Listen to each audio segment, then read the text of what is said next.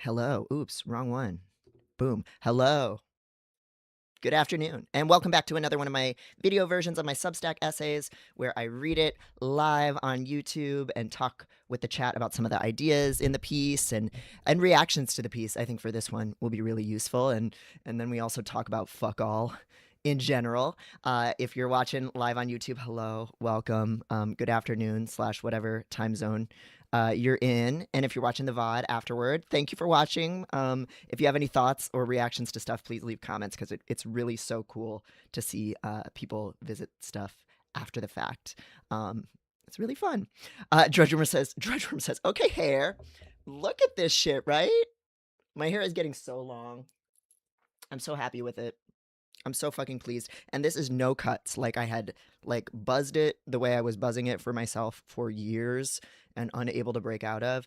And I just have let it go. And it's I think, I thank the Zoomers for bringing a mullety fashion that kind of actually slays back, and like shagginess back, like an unkempt, not overly manicured shagginess. I think I was really trapped in that millennial core, like like buzzing the sides, taper fades. I mean, all that stuff's great, but like it's just too manicured for me. And then I worry too much about it being perfect, and it never is perfect. And so then I cut it, and then then one end's uneven, and then you're cutting the other side, and then you're bald again. I was kind of stuck doing that for like 4 years, but the shagginess is really going. So thank you. Is that Sasha? I'm pretty sure. Drudge Worm. Yeah. Thanks for the love. Fellow it's I think I saw on your Tumblr, which is awesome. I don't think I knew that before, but hello everyone. Artistic Bum says the hair is so good I know it was a struggle to let it grow out. Yeah, it was hard until it was suddenly easy. But for years I was in that loop of like fucking it up. But like the norms have changed now also too. Like just like kind of shaggy hair is like so normal to see and cool, and I'm really liking it. I'm gonna basically just take a picture of my hair to the hair store when I need to get more hair done, because I've never like it's hair is such a dysphoria thing, right? For so many people, in so many ways, like whether it's losing hair, thinning hair, hair just not looking like how you think of yourself, feeling like you don't have control over your hair, especially when you're young. Like it was such a dysphoric thing for a while, but this is like the most happy with my hair I've ever fucking been. So yeah, let's hear it. Let's hear it for hair. It's crew. Yes, hello, Annika. Good to see you. So glad you're here. So today we're talking about misogyny in the media and in our political criticisms.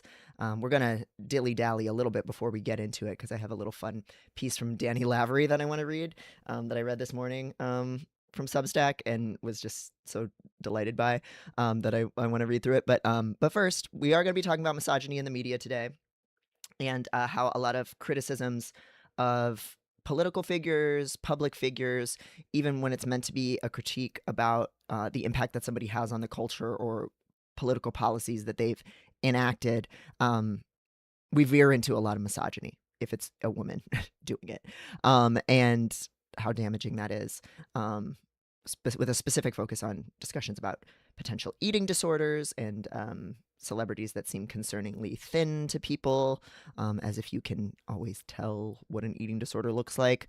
That's really not the majority of cases. And also criticisms of things like Mar-a-Lago face, and overly done plastic surgery, and how damaging focusing on that, and like even having that belief that like somebody exercising body autonomy and accessing cosmetic procedures is somehow disgusting, that how that damages things politically for trans people and disabled people, no matter who you're making your target. So we're gonna be talking about that stuff.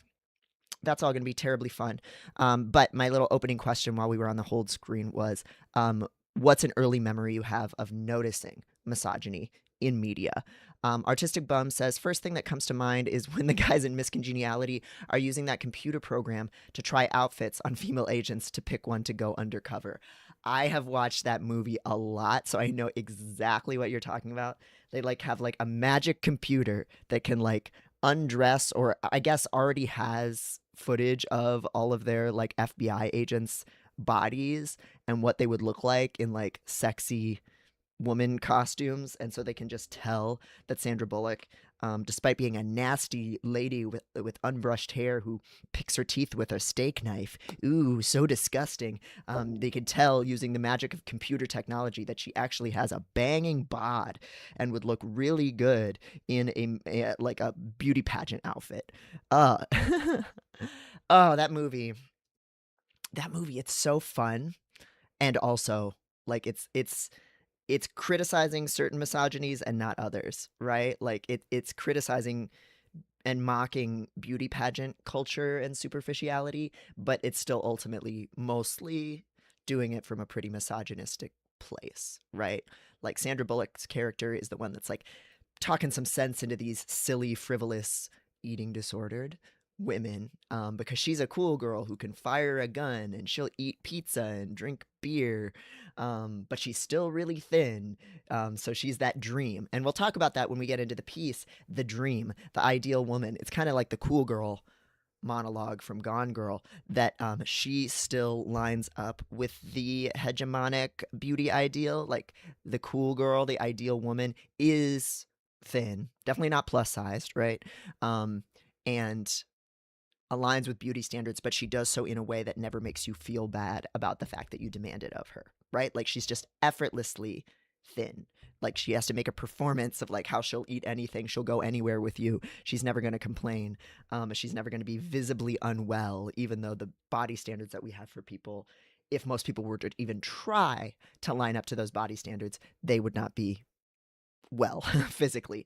But we don't want to see the unwellness because that's an inconvenience. That's a demand that a woman is making of us. And so we punish that, right?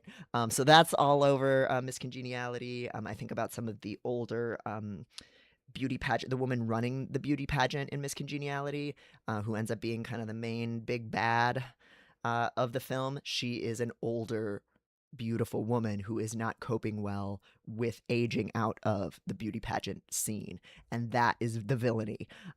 That's the scary thing, right? Like we're gonna make this movie where we're ogling at all of these beautiful women and their bodies a ton, and then we are going to, in the movie, attack and lampoon a woman who is a little too wrapped up in the fact that she used to be beautiful and that she used to be a part of this culture and like providing this entertainment. And isn't she so vain? It's really something. It's just like that post about like the Vanitas painting, that Tumblr portrait that like you paint a beautiful woman because you want to see her body, but then you excoriate her for enjoying that beauty by having her hold a mirror in the painting and calling it vanitas or whatever, calling it vanity. Uh, Shit sucks. Women. People are mean to women. Have you heard? I'm literally like the dude who did a couple of psychedelics and now can empathize with women. Like, uh, like I was on acid at Furfest crying about misogyny being real, which I did know before, but it's, I like being a little bit more visibly and mentally woman aligned, not actually woman aligned, but like, like I don't identify as a woman, but like it's like, no, those are my girlies, like it makes it more emotionally real. I don't know. Shit hurts. Artistic Bum says, first feminist moment that comes to mind is Mrs. Claus singing "Anyone Can Be Santa" in the year without a Santa Claus. That's really charming because that's a really old uh, stop motion animation movie. I want to say from like the 70s or something. So that's maybe older. So that's really charming that like her saying anyone, regardless of gender, can be a Santa was like this feminist moment for you. That's so sweet. Transpeak says, oh, hi, Birdie Bits. Welcome. Hello. Transpeak says, I remember that Pretty Woman was supposed to be a fun, romantic, and rags to riches story, but it's all about exploitation and coercive control and standards placed on women. Yeah. Yeah. I mean, it's Pygmalion, right? Pretty Woman is explicitly a Pygmalion story. It's not Breakfast at Tiffany's, is it? Is that also what it is? That it's like a remake, basically, of of Breakfast at Tiffany's, which itself is a remake of Pygmalion, which is the story of a artist, a sculptor who makes his ideal woman out of stone, and by loving her enough or by making her perfect enough, she becomes real. That's also what like Ruby Sparks is. Um, Shout out to Paul Dano's fruity ass. Um, and so that is like a very it's very objectifying, right? It's I'm going to make this woman in my idealized image of what a woman should be and teach her how to and then just like a lot of like, oh, she doesn't know how to act in polite society. I'm gonna teach her how. That movie was playing at Big Chicks, this gay bar here in town, a couple months ago, and I was kind of half watching it, and there it does so much with just sex work that's so weird too. Like it's fantasy 90s sex work. I want to rewatch it more closely because I like the fashion, I like the style, I like the vibe, and that era is just on that cusp of like movies that I saw young, but I don't always consciously remember, and so it's really nice to kind of dig into it and see like, oh, this is some of the programming that we were all absorbing at that time if we were alive. Dagger Moss says, I remember old Disney websites with games and virtual media for the Disney Princesses franchise, and being frustrated that Mulan had barely had any content. Least capitalistically profit-driven demand, I guess. Yeah. There's much to be said about how Disney categorizes who's a princess and who's not in their marketing. I remember as a kid really overanalyzing that and being like, is this person in the monarchy? Why does this person count as a princess and why does this person not? Like, and I hated that all the stuff they had of Mulan was of her at the end of the movie in her detransition drag, I guess. I'm one to talk now, but like they didn't have anything of Ping, of Mulan in like her butch stuff, like at almost at all. And they didn't have much. Like they had some of her, they had dolls of her in the matchmaking ceremony with the makeup and the elaborate gown. When that is like explicitly a dysphoric time for her and she's not happy, and that's the whole point of the fucking movie, is that she doesn't want to take on that particular type of like womanhood role. And doesn't want it, and they just market that doll, and think that kids want to play with it. And as a kid, I just was so incensed by that it's like, why would I want to play out Mulan's worst time? Like I want to play out her being a boy and climbing up things. Like there were some dolls of it, but like yeah, it was mostly the very beginning and then her like her detransition track. So that was weird. Annika says new key. No, I just moved it. Is that what you're talking about? This guy? My Vitali iridescent. I moved it to the bottom side a while ago because I was flagging on the wrong side. Because I think people do interpret it as kinky, even though it's mostly just a cool symbol to me, and a symbol of like you can free yourself at any time. You choose to surrender, but you hold the key or whatever. Like it's not a key to anybody's chastity cage or anything, though people always ask that. Artistic Bum says, I got a blizzard for my B-Day yesterday. Thankful because we had a bunch of snow before Christmas, but it melted. Oh, happy birthday, Artistic Bum. Lovely. We got some snow last night. I woke up to hearing it being scraped outside and really had a sense of how much time had passed while I was asleep. Still love that movie, Miss Congeniality, mainly because I'm gay for Sandy. Is Sandy the blonde girl? The ditzy kind of fun. My favorite type of date would be like March 13th or whatever. That girl. Sasha says, not my very earliest memory of misogyny in media, but one was noticing how there's like no women in The Hobbit when I was 9. Oh yeah. Stuff like that is really, it's so hard to even get into media where there's no girlies. Like, I'm trying to think. Like, I was a Star Wars kid, and I liked, like Yoda and like creatures that like Jawas and stuff like that. Like, but other than that, almost always needed some kind of girly pop. Somebody who's one of the girlies, you know what I mean? Like, I only like Dragon Ball Z when like Gohan was like a baby who was like crying all the time. Like somebody needed to be at least a little faggy or something, or sensitive. Um, Obviously, there's like endless examples of media from our youths plural youths, because I know we're not all the same age in here, but throughout time, lots of media where there's no girlies. Stabby Vale, welcome. First time getting to join one of these live. Apologies if I'm not entirely sure what the chat etiquette is. Is it fine to comment as a rando? Absolutely. Yes, feel free to comment as a rando. As you can see, there's a delay, so I'm going to be slow in responding to stuff. I don't necessarily respond to everything. You can also interact with other people in the chat. Side talk, cross talk is fine. We've never really had a problem with people like having a whole ass like separate like flame war in the chat. Like I wouldn't want that, but like you can reply to each other and talk. We also have a Discord server, so if you end up liking the conversation and liking the people, you can join the Piscord, and we have people on there talking about crafting, biohacking, DIYing their HRT, sharing things they've made, sharing outfit selfies, complaining about bad takes they read online. It's just a little, I think I can actually say, community.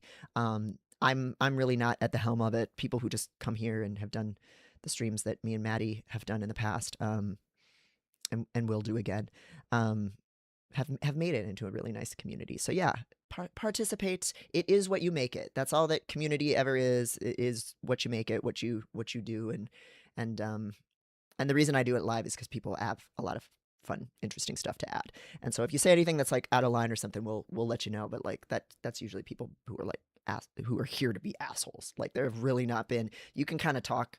I would say almost as much as you want, because I know some of us be hyperlexic in the club, but so far never been an issue. Like some people talk a lot, some people talk a little, some people lurk. It's all good. Welcome. Sasha says, I had certainly noticed things early on, like how in all the old Bollywood films, the female leads are always in traditional clothing, whereas male leads got to wear modern or Western clothes, i.e. the pressure to be traditional, modest, be representative, national, and nationalist identity as a woman. That is such an interesting thing that for you to bring up. Like, I'm so glad you did, because there is this weird pressure in a lot of different cultures for women to be the maintainer of the cultural traditions. And they're like seen as the reproducer of society through children and through the family. And so it's women who have to wear the more traditional clothing or maintain more traditional like modesty standards or beauty standards. It's the women who have to maintain the recipes, the holiday traditions, to raise kids in a particular way. Whereas for men, there is more of a pressure to assimilate for like capitalist reasons, but also more freedom to kind of do whatever. And the weird thing is that it's in, at least, well, this is maybe a uniquely American thing. You can tell me, everyone else. It's kind of reversed with names. That people are more experimental with female names, whereas men are expected to have these more traditional, respectable names that have been used forever more often. That's like the one exception I can think of. But yeah, misogyny be hitting. Transpeak says, I find it interesting that in Tolkien, women dwarves are described as being nearly indistinguishable from men dwarves, yet you still never see them. It's so annoying. Like, they could have really cooked with that. They could have really gone off, and they just missed opportunity. I don't know if that's true in both the books and, you said Tolkien, so it sounds like both the books and the films. I hate shit like that, where there's room for, or like Star Trek, where I think even in the original series they talk about, or Gene Roddenberry had like in the book for like the rules of the world, that anybody could wear any gender of uniform. But aside from like one or two extras, I think in the original series, you never really see like a man wearing the go-go dress. And of course, it's all to do with censors and standards and advertisers at the time. But it's like, damn, you created this possibility for things to be way more gender expansive and feminist, and then you just didn't do it. You just couldn't actually follow through on it, which is so sad. Like, we have these ideals and we can't live up to them sometimes. Dagger Moss says, the cool girl trope has haunted so much of my life. Ugh, yeah. Ugh, Gone Girl is so fucking good. She did nothing wrong. That monologue is so good. And I don't know, it's something that I haven't seen specifically talked about as much in the logic of uh, misogyny and like why it's part of the logic of misogyny in like at least mainstream American culture, that like a woman has to meet the standards, but she also has to make meeting the standards look easy. And it's something that I've talked about in my piece about not all girls are expected to be feminine, how the norms for like middle class and lower, especially lower, like working class and lower middle class and poor women, you know, where I come from is not to have this like elaborate grooming ritual or wear dresses. Like you have to be practical. You like a woman's role in the world is it's a labor role. It's reproductive labor, and then it's also things like fucking mucking out the barn or whatever, fixing the cars. Like where I'm from, women are supposed to be capable. Like they are supposed to try to be thin and beautiful and all of these things, but they're supposed to make it really effortless and not ever get in the way of them being useful to people. That's the main thing. And being the cool girl, being able to run lots of things socially and emotionally for people, but to never show the brushstrokes, or to show that it's difficult, because then people would feel bad. Then the existing social order would be capable of being critiqued. Whereas if it just magically happens quietly, no one will know. Birdie Bit says, "Oh, Disney is a good one and probably fits the theme. I remember me and people I knew having a critique like princess movies are bad because Ariel gives up her voice for a boy." Yeah, yeah. And Disney in years since has kind of tried to do these little commentaries and corrections for it that I think are obviously they're very like shallow, and they're just to make viewers, parents feel less bad about showing their kids Disney movies. But I think also it does this weird thing of like devaluing like that it is okay to want relationships or like love or to like care about things that are traditionally feminine coded, and that doesn't have to make somebody weak, and also it's okay to be weak. Like there's a lot of things there that are not great. It's just a very surface level correction. Oh, we got a little asshole in the chat. This must be where the Vax and Tylenol babies coalesce. Yeah, you came to the right place, buddy. Fucky guy. Let me put this person in a permanent timeout. How do I ban someone? Put user in timeout.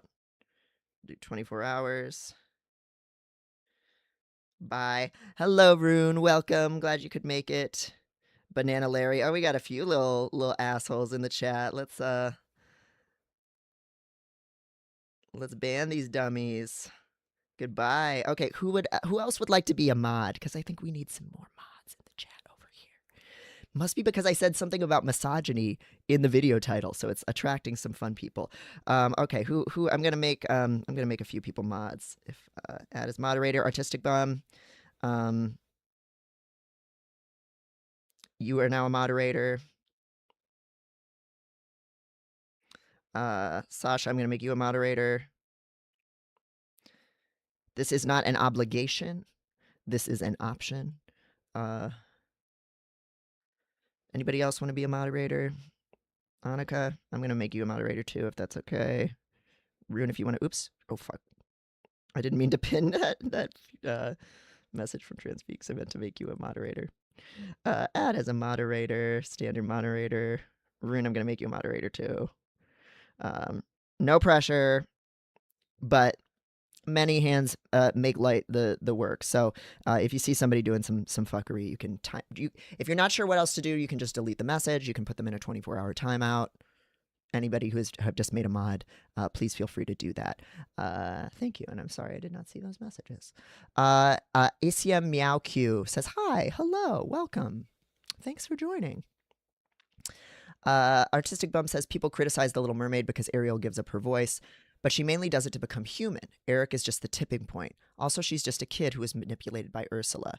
That's what I'm talking about. Like, she wants to escape her life, and I think it's okay for somebody to see a person or a relationship as a part of that. Like, it's so our overcorrection for like sexist Disney media is so individualistic, because the kind of girl we get now is like a spunky girl who doesn't need a man and is tough and demands nothing. She's the cool girl basically, and she might just kind of happen into a romance, but she's not allowed to want it. She's not allowed to want kind of anything other than like triumph.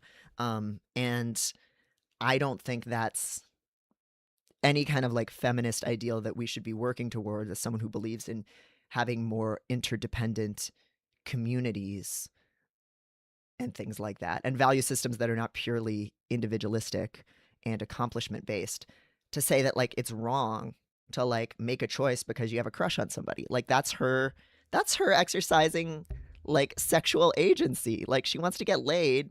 She get she gives up her voice because she wants to like fuck this dude, and she wants to have a life out on the town doing this human thing and get away from her shitty dad. Like that's cool. Like all of those things are great. Like and like when it comes to like Eric and all of them, like she's not treated badly. Like it's not, there are things in there that are interesting and that are worth salvaging, I think. I don't know. In the modern telling, if we're talking about like the Hans Christian Andersen story, it's pretty bleak, because she can just never have a soul and she just has to suffer and he doesn't care about her and all of that. And also it's okay to have stories that aren't aspirational. Like I think kids can live with that. I think it's good for them to see people make complicated or bad choices too. So yeah, I the surface level critique of sexism and like Disney princess stuff kind of irks me. There was that great video that Lindsay Ellis made many years ago about how Beauty and the Beast, the Disney film, is not an example of Stockholm Syndrome. Very clearly, that the entire time Belle is aware of the power dynamics at play and asserts power in lots of different ways. And so it's just not accurate to call it a Stockholm Syndrome story.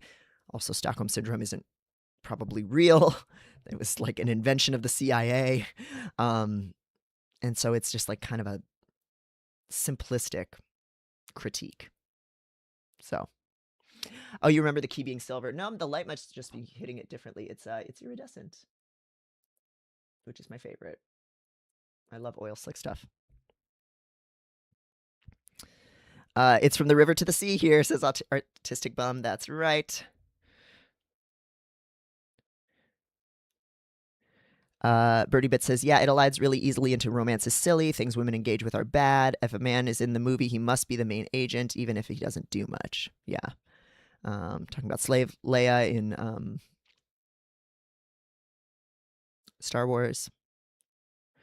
Lord Eelhorse says, The Thing is another film that has no women. Yep. Very true.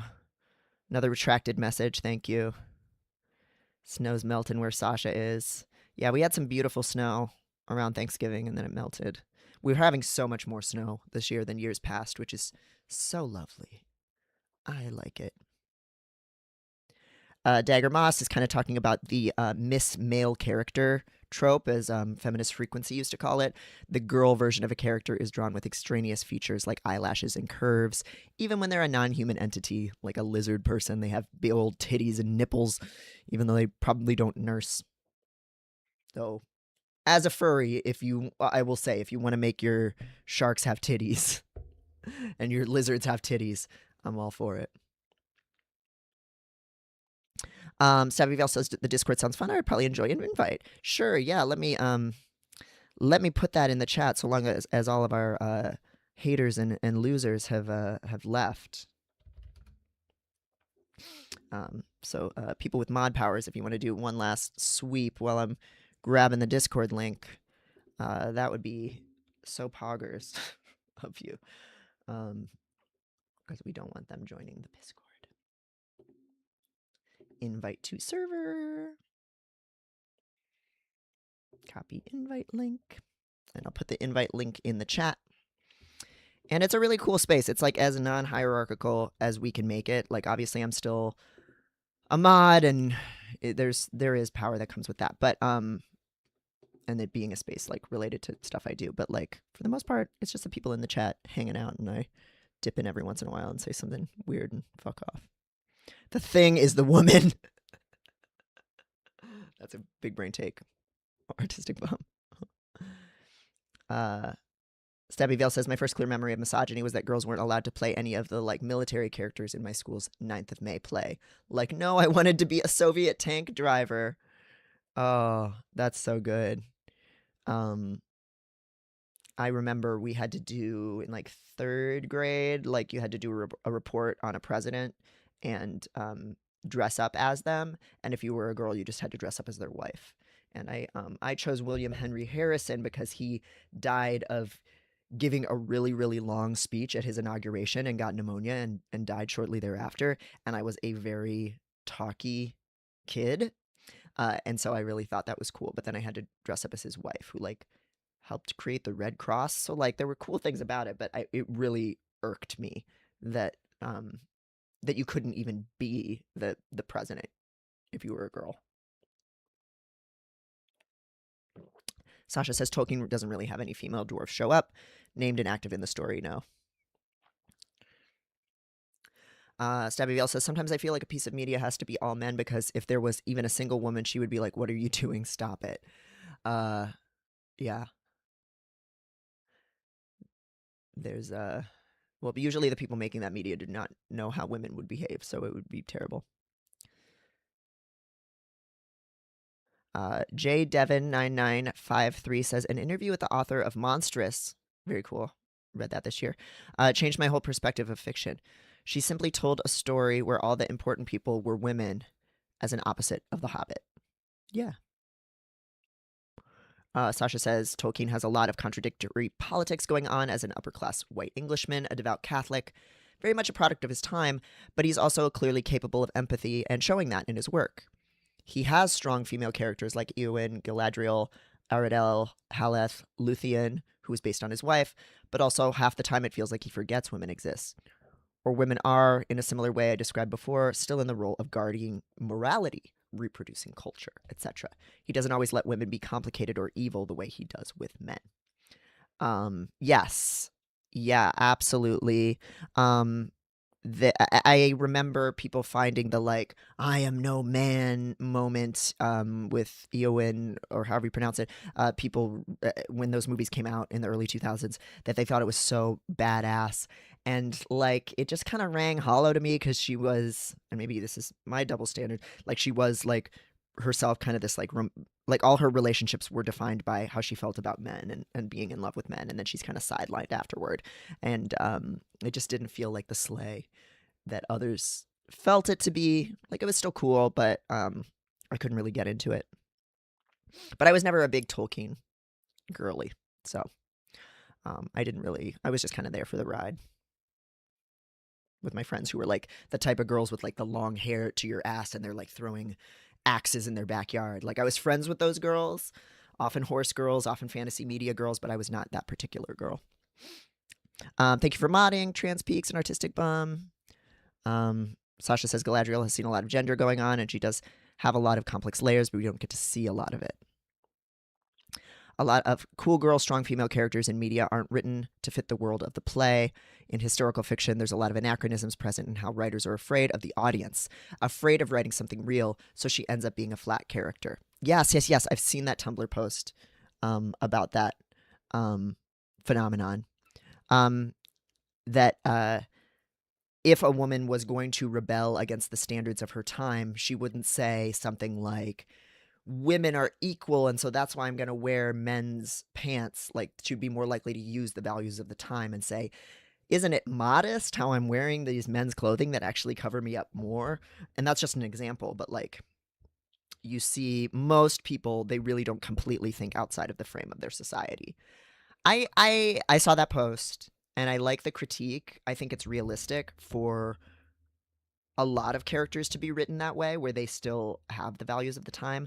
But I mean, like, we're all here and we're talking about things that run counter to the values of our time quite a bit. Like, there have always been people who have been that way, I think. So I think it is possible to have it written that way. But like, then you have to really conceive of the person as like kind of a visionary or huge like societal outcast, that they're willing to do things that are really, really beyond the pale. And probably if even then, if you're making the argument to another person as a person from that time, you can't just say, well, I think women are equal, because you're just going to get like thrown in a sanitarium or something if you do that. So you're still going to use the like modesty argument or some kind of argument lined up with the values of the era, even if you really believe that like women are all equal and stuff like that, in a time where that would have sounded absurd to people. ACM Meow Q, yes, you can join the Piscord. The link's right there. Feel free to join. Introduce yourself. Look around. It is what you make it. Yeah, having to dress up as a president's wife was very cursed. Aowen. Okay. Cool. All right, well, I'm caught up with the chat, and there was only 2 really bad spam messages, so that's good. Thanks everybody who agreed to help mod. Sasha says, I still like the I am no man, you look upon a woman moment, but I agree with your assessment. And again, like, she has no relationship with other women. I hate that. Yeah, I can see why it's like a stirring moment, but it's like my dog Tolkien. You also created this world in this story where we haven't seen women like doing anything like this whole time. So like, why? I can't really congratulate you for giving me this girl boss moment. You know, I don't know. Even though it's okay, like obviously okay to create a world where sexism exists and reflects the values of the time. It just wasn't a sleigh for me. You know, it just didn't connect for me. But that's fine. Okay. So thank you everyone for your great contributions. Before we dive into reading the piece itself, I just want to share this really fun Danny Lavery piece. What every nonfiction book is called now. Oh, The Body Pillow. Yes. Hold on. Oop, wrong way. Steffi the Deer. And she is a real deer furry with a fursuit, and there's a lot of great porn of her taking loads up the ass at like the Golden Gate Bridge Park and stuff like that. So if you want to see a cute, very like big-eyed deer fursuiter getting railed, just look for Steffi the Deer on Twitter and Blue Sky and places like that. I love her, my waifu, my fucking waifu, and I have just enough discretion covering up the butt plug on the ass. Haven't gotten in trouble on YouTube yet. All right. So Danny Lavery of The Toast, of Dirtbag Hamlet, Women's Hotel, many other fine, funny books, and Dear Prudence, perhaps most widely known,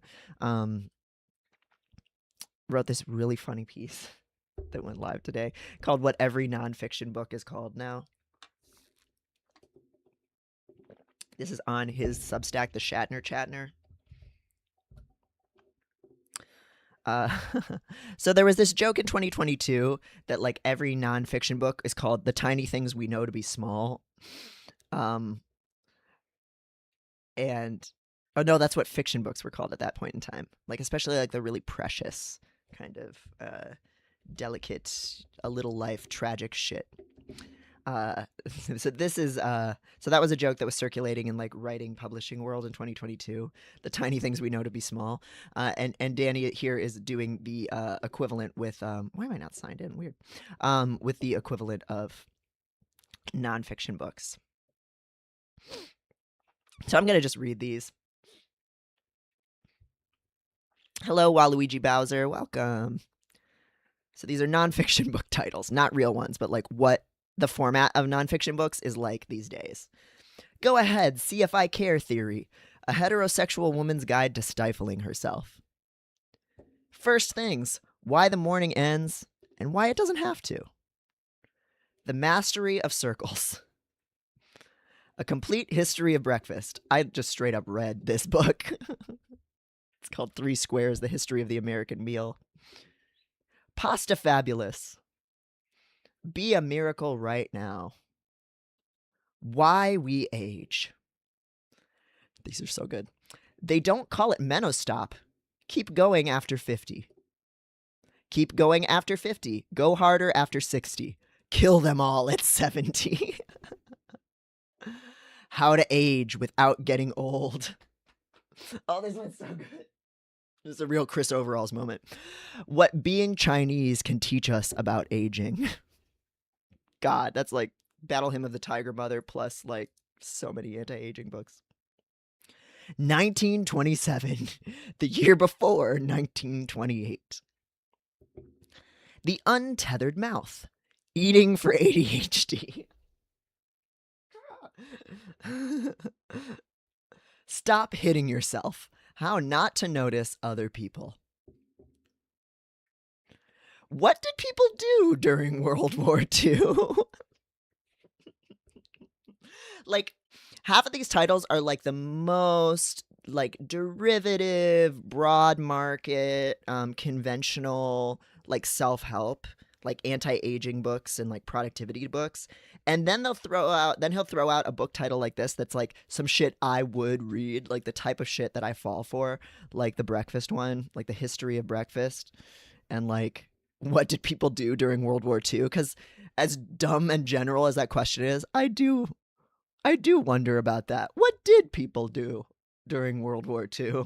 What were the people who were just at home doing? You're like, fuck. The Orientalism. What the Chinese can teach us about breakfast. Fuck.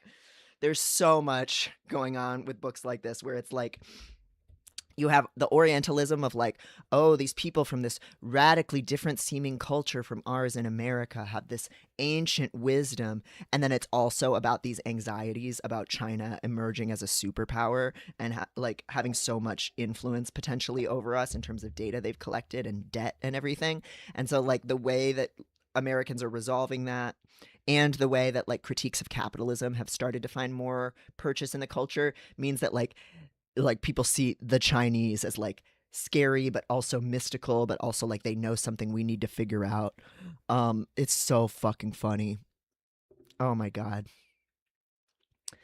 The Science of Fiddling. What recipes say about containment theory. The prehistoric origins of uncertainty. Again, this is another fucking thing I would read. The art of talking bravely to children. This is shit that like I get asked to blurb like every day. Someone's in my inbox asking me to blurb a book like that. The New Sleepiness. World War II, when it happened. Hell yeah. What did people do during World War II? Because, you know, if a book is selling well, there needs to be about 5 other books just like it. They come out like a year later. Learn to Dare by Doing. The Paradox of Tenacity. The Courage to Stop Mattering. That's like the courage to be disliked. I love this book, actually. I mean, it's a little bit, it's very self-helpy. It's not everyone's taste, but that's definitely what that's a reference to. And let me pull up 3 Squares, The History of the American Meal. I read this book this year. Really interesting. Really, really interesting book. But until the very end, when it talks about obesity, Osler, that's where it just gets so infuriating. But I think it's worth a read. Just skip the last chapter if you don't want to hear that stuff, because I think the writer does a really good critique of historical beliefs around food, but when she gets to our present moment, she just regurgitates our current beliefs about food. The Darkest Month, December 1942. A true story of love and shipwreck. Like all the history books are about fucking World War II.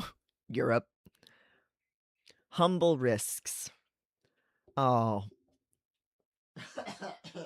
Who? Relearning, unlearning. Vulnerable. This is just unlearning shame, basically. Reclaiming the Brain and Finding Your Keys. Again, these are the kinds of books I get asked to blurb every day, like the ADHDer's Guide to Wiping Your Ass kind of type books. 52 Weeks of Biblical Watercolors. Oh yeah, this kind of stuff sells really well. Journals, bullet journals, coloring books. The Youngest Brother Protocol. How living like your youngest sibling just might be the secret to a happy life. Oh my god. Airport book. Stop underestimating the pair. Don't hold everything you touch. The secret neuroscience of getting lost. Oh my God. Oh my Lord. Oh God. There's some crazy neuroscience reporting coming out right now that basically invalidates like decades worth of fMRI research that I should write about this new study, but I can't even confront it right now because I would just go so rabid talking about it. What happens when you stop dying? The Life-Changing Wisdom of Sea Anemones. This is like my octopus teacher, that book. The Hardest Year, The Life-Changing Habit. Again, very optimizing.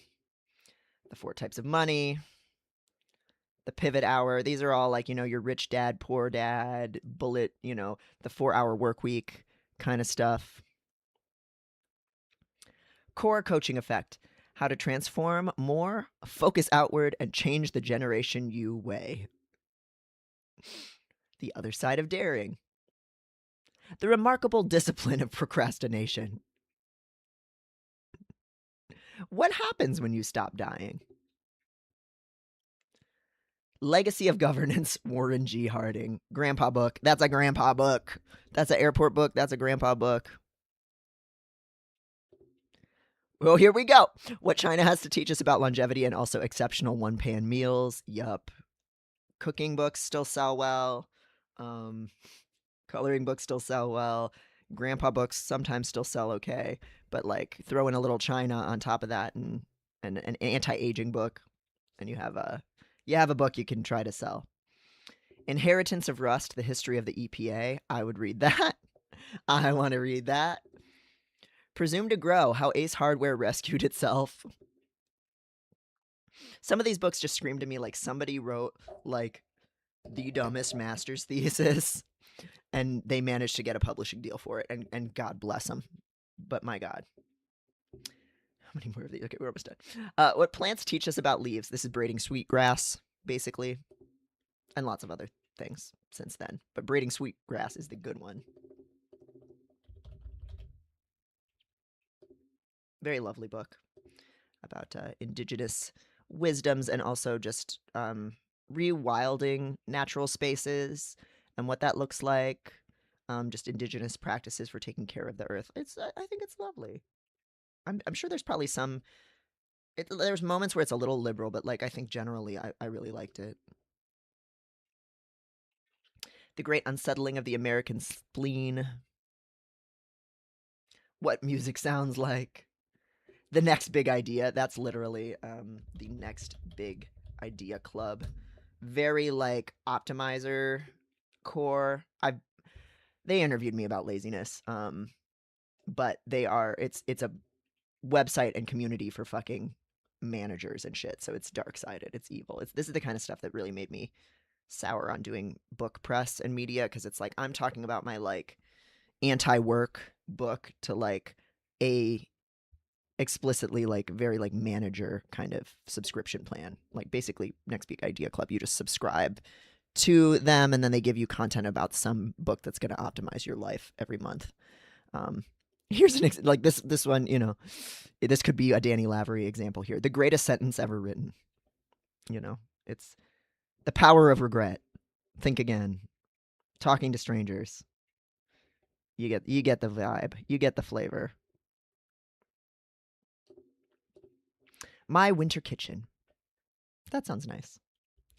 What Costco can teach us about China and what China can teach us about strategy.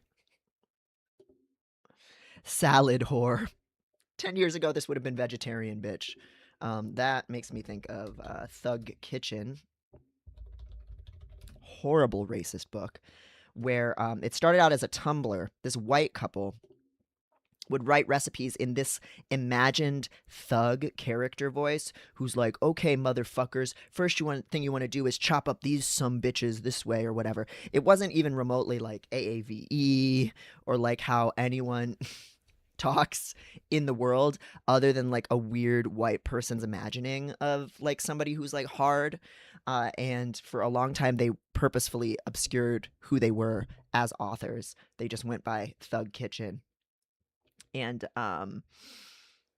people didn't know that they were white. Of course, the only people who liked this shit, I'm sure, were predominantly white people on Tumblr, but they got a book deal, and then eventually it came to light more publicly that they are white authors, Michelle Davis and Matt Holloway. God, oh, I hated them on Tumblr. Not to self-congratulate, but it was so gross. It was always so gross. So vegetarian bitch. Raising kids cold, raising kids strong. The surprising science of turning the heat off. It's a very like stoic, like you're gonna give your kid an ice bath, but also you're not doing like a tiger mom thing where you're putting too much pressure on the kid, like, or helicoptering. You can see its place in the evolving cultural conversation about being anxious about how you raise your kids, how they make airplane or whatever.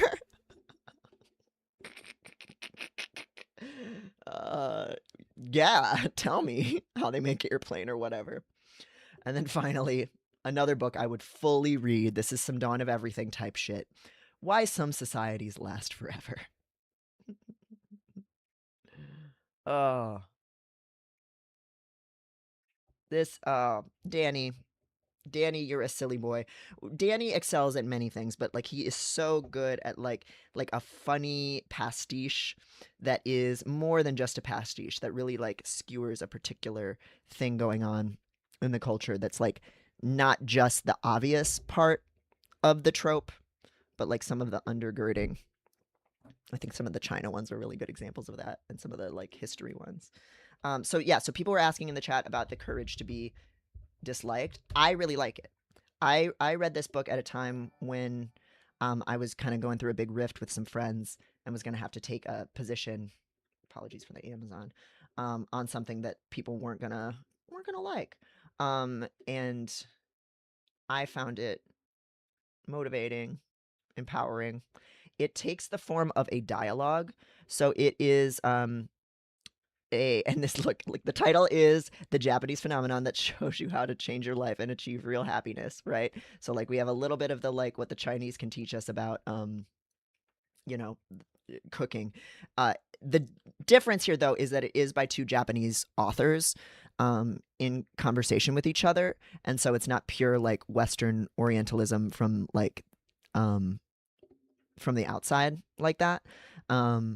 Like but it is marketed that way to Westerners. But this book was originally in Japanese, and it is it's a self-help book, and it's a really quick read because it takes the form of conversations between kind of like a teacher and a student about getting more comfortable with being disliked, standing up for yourself, going against the grain. I think it speaks a little bit to that cultural context in which it exists, where the way that you express disagreement or deviance in Japanese culture is pretty different from the U.S., where we can be a little bit more loud about it. But it's also, these insecurities feel so universal. So I was reading it right at a really hard time where I was having a big like rift with a friend group, where I was having to do what I thought was right and have certain people, say things about it that weren't true and not want to be around me anymore after we'd been really close for many years. And so I really found that it helped me feel good about that, and go through some of that change that was happening and loss. It is very self-helpy. It's a little cornball. It does, in how it's presented to a Western audience, have a little bit of that like Orientalism and stuff. But also, I think if you're like a reader who doesn't like really dry texts, if you like things that are more conversational, you might really like it. If you don't cringe too much at self-help, you'll like it. I mean, I was still able to sit with it no problem, even though it is like marketed in a mainstream way, and so some of the examples might be a little like casually sexist, like in terms of just like centering, like most of the examples like kind of center male characters. But like I found it useful. I liked it, um if this it's in my list of books that I recommend to people that are like kind of influences on my work, particularly my work as self-help. So when I talk about like becoming disobedient and stuff like that, like there's a little bit of the courage to be disliked in there, and there's a little bit of like how to deal with emotionally explosive people.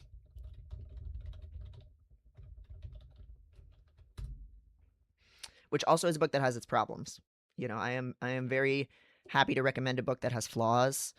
This one has, I really disagree with the author's take on CPTSD, but I think reading things that you don't fully agree with is important and useful.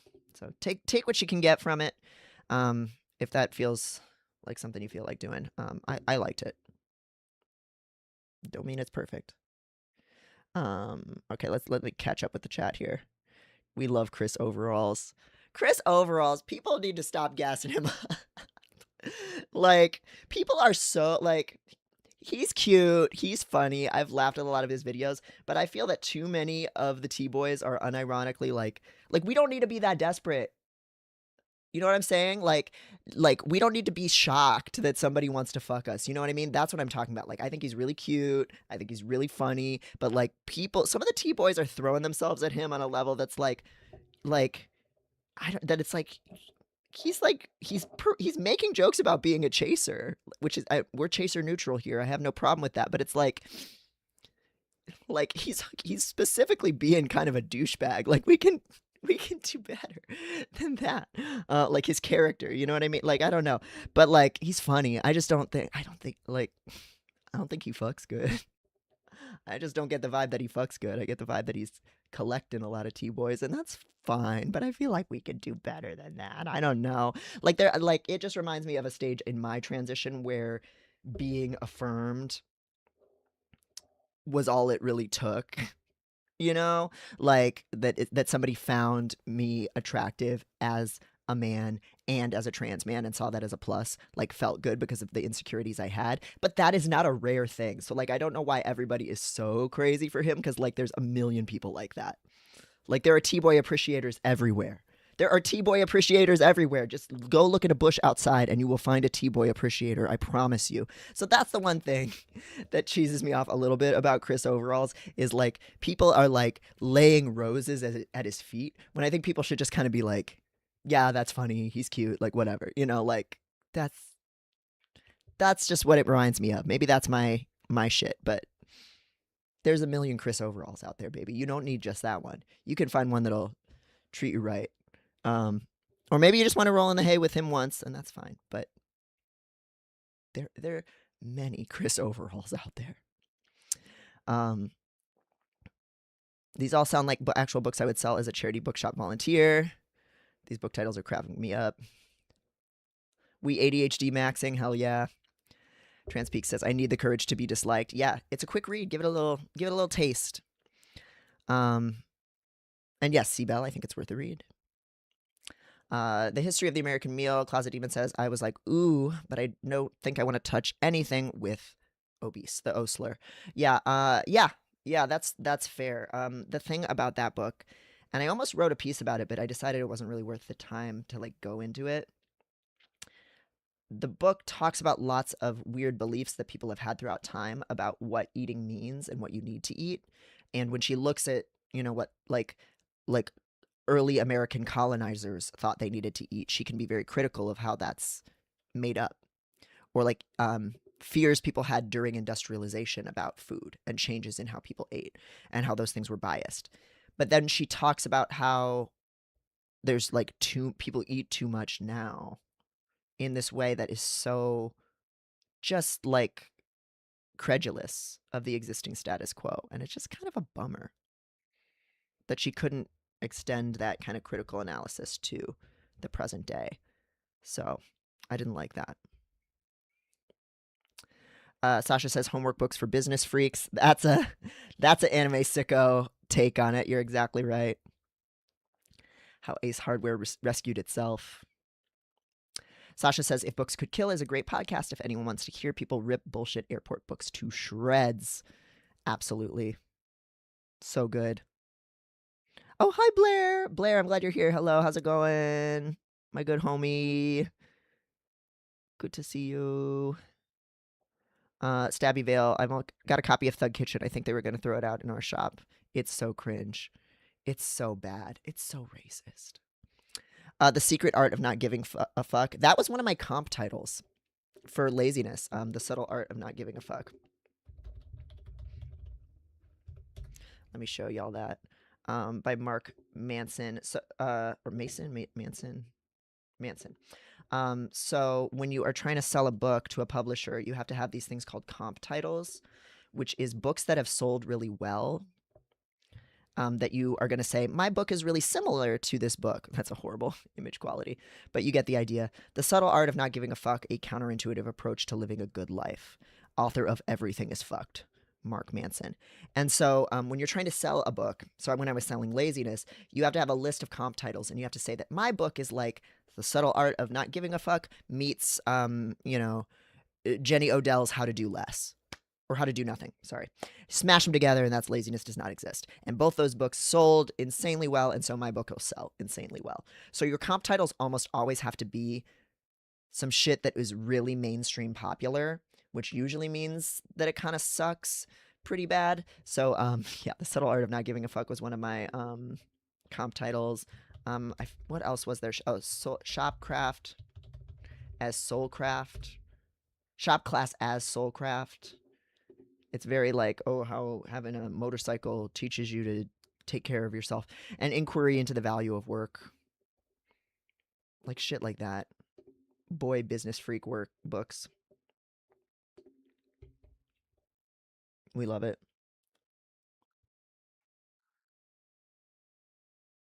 Some of these book titles sound like movie parodies. They're very funny. Is Chris Overall's like Halamede for boys? Or Not That Bad as Halamede? Well, you say that like Halamede's bad. Halamede is god tier. Halamede is amazing. I love Halamede, and there's a commentary to what she's doing that's really funny. I love Halamede. We have had Halamede on a live stream here with me and Maddie on our show Time Theft Today. You can go in the archive of Time Theft Today live streams here on YouTube, and we had Halamede on the show while we were playing through the game that she comes from. And Halamede like is probably a trans woman writing that character, or someone who's just like their partner is a trans woman and they're like get the pass or something from her girlfriend to like write this stuff, and like she gets it. Chris Overalls, I guess that is part of the bit, is that it's a Halamede for T-boys. But to me, it just, I guess that's the same thing. But I think part of why it's different is because it is like a cis bi guy who's like actually using it to get laid. And that's funny, but I've been on social media for a long time and I don't think that ends well. Do you know what I'm saying? Like, if you want to slide into Chris Overall's DMs and get your back blown out, by all means, that's what everybody is there to do. You know, that's what he's trying to do. That's what a lot of T-boys are trying to do. But you don't have to do that. You can just get on Grindr, and there's 1,000 Chris Overallses, and some of them won't have made it their whole public thing that they fuck T-boys, which some of us would feel some type of way about. Maybe it's because I'm not actually a T-boy, but I always found when somebody was like specifically a T-boy appreciator, I was grossed out by it. I felt gross. Like that just didn't connect for me. It just feels like kind of cheap. Like I'm gonna validate your identity, and I find people like you hot is just like not specifically sexy to me. Even though I'm very chaser neutral. Like I've certainly fucked chasers and like I get it, but like I don't know. I just don't I don't love I have laughed at a lot of his jokes. I follow him. I like him, but I see trouble on the horizon. You know what I mean? Like I think that bit can only go on so long, and like I think some T-boys are lapping it up in a way that's like just laugh at the joke. You don't have to be like thirsty for it on that level, because Chris Overalls are not rare. Does that make sense? It's like if people were actually trying to fuck Halamede all the time. And I don't see that. I don't see that many. Maybe I'm missing it, but I don't think that many girls are like actually like, because Halamede isn't real. She's a character. Whereas the Chris Overalls character, people are trying to actually fuck that character and that person. So it's a little weird to me. But I'm like overanalyzing it, but like that's just how I feel. If you love Chris Overalls, try going outside like and showing Holt, because you will have 19 Chris Overalls in a second, and some of them will pay you. You know, that's all I'm saying.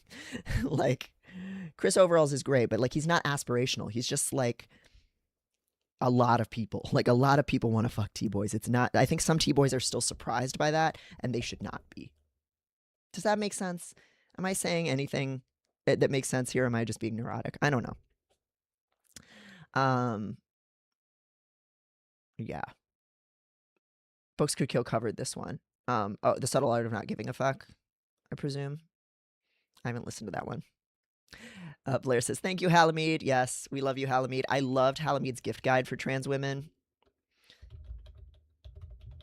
She has a very good Substack. And her gift guide for trans women is honestly, I found kind of sweet and thoughtful. I thought it was good shit. Annika says, Halamede is definitely a trans woman. Yeah, she's got to be. Unless she's multiple people, but I think she's too consistently on character to be multiple people. She has a piece of reasons you think I am transgender. I am not transgender. But she's a character, you know? Like, she's not going around being Halamede to pull bitches, and that is, I think, the difference to me. And Halamede is supposed to be bad. Yeah, exactly, Annika. Halamede is funny because I've dated cis women like her, and it's not fun. She's a chaser who puts trans women on this weird pedestal and sees them as magical creatures and sees trans women loving other trans women as incest. And, like, she is predatory. Like, she talks about how vulnerable trans women are as if that's a positive. You would not want to actually date Halamede. And when it comes to Chris Overalls, it's tougher because where the character ends and the real person begins gets a lot muddier because, yeah, he's playing a character for comedy and social media, but also, like, he fully is, like, also doing that. And so it's a little bit like, look out. Look out. I don't know. Seems like it could go bad for him too. If you use your, like, large following account, social media account to get laid, you're in danger. Like, you're gonna fuck up your life. Like, it's not good. Like, I don't think he's a bad person. I just think, oh baby, look out. I'm not sure what Stabby was talking about. Holistics can probably still keep it though. I find the writing style endearing. Honestly, no hate to the author. I'm not sure what book that was in reference to. The cookbooks. Halamede is in for the art. Yes, exactly, Blair. Halamede is expressing something creatively and having fun and does not break character. Like, even if you're trying to know the girl behind the aura, so you can fuck this hilarious trans woman, you can't get in there. Because we have had Halamede on this show. We don't know anything about her as a person. The person behind the aura, like, it's not there. You know, like, she does not do that, which is very smart. Just learn from me, kids. Don't try to get laid from your social media. It's bad. It's bad. It's not fun. If you have a big social media, anyway. All right. That long preamble settled. Let's dive into the piece of the week. The problem isn't that the women are unattractive. Misogyny masquerading as social critique. I'll put a link to this in the chat so you can follow along if you are so inclined. And I'll pin that.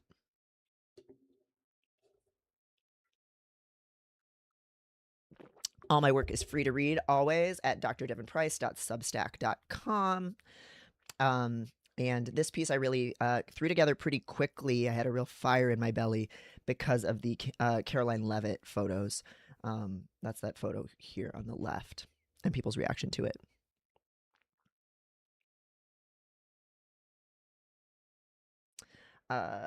Before we get going, let's do a little bit of bubbling because I know I've been talking very fast. So this is something I do from my voice lessons and just trying to get better at moving air because I tend to hold my breath and talk really fast, and I think it's, you know, good little calm down exercise. So we're gonna do a few little, like, long exhale bubble blows, and then we're gonna read the piece.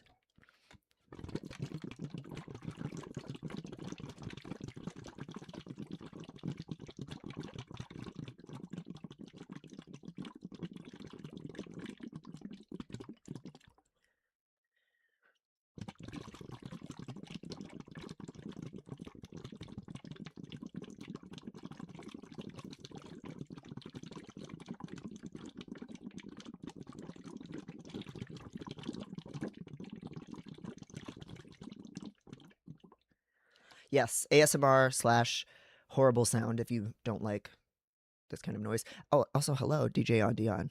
Welcome. Good to see you.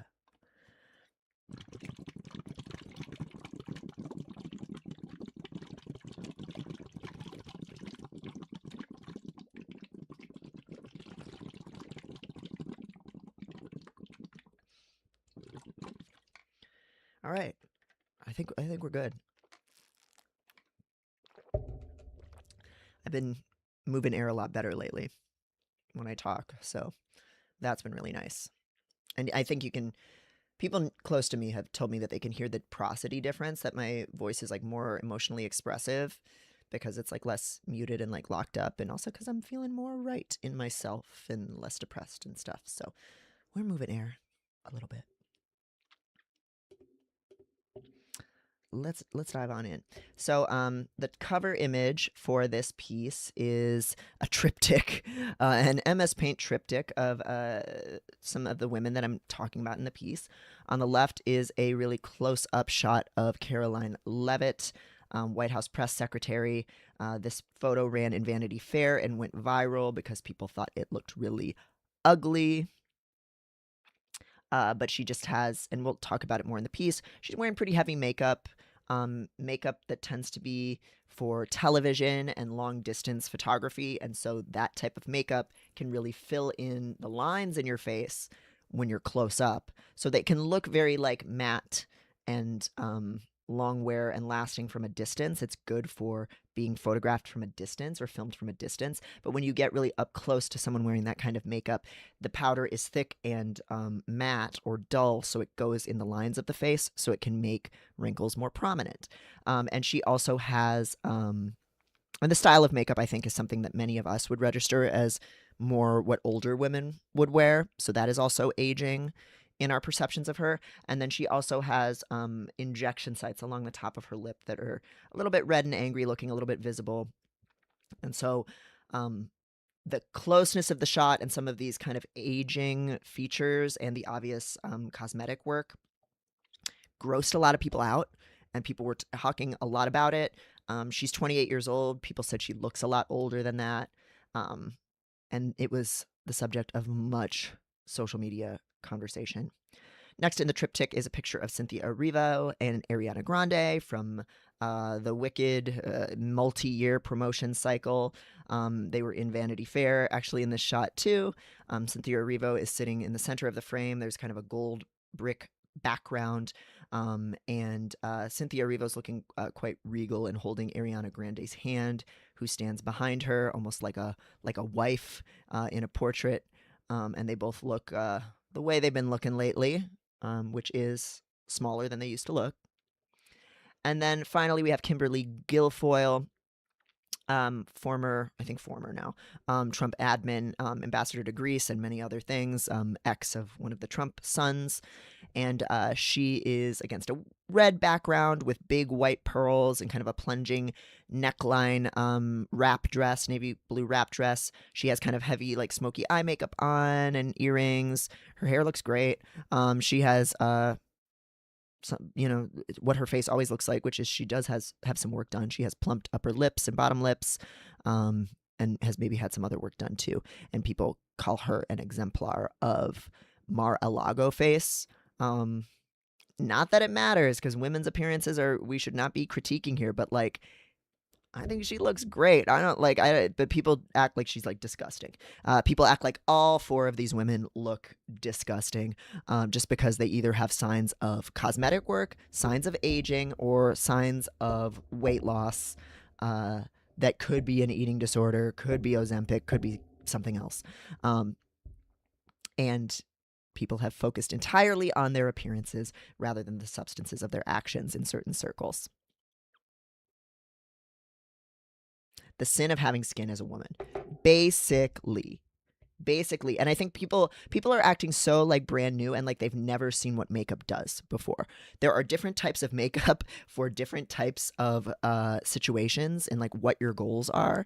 So some makeup is designed to reflect the light from like a photo shoot, like a fashion shoot.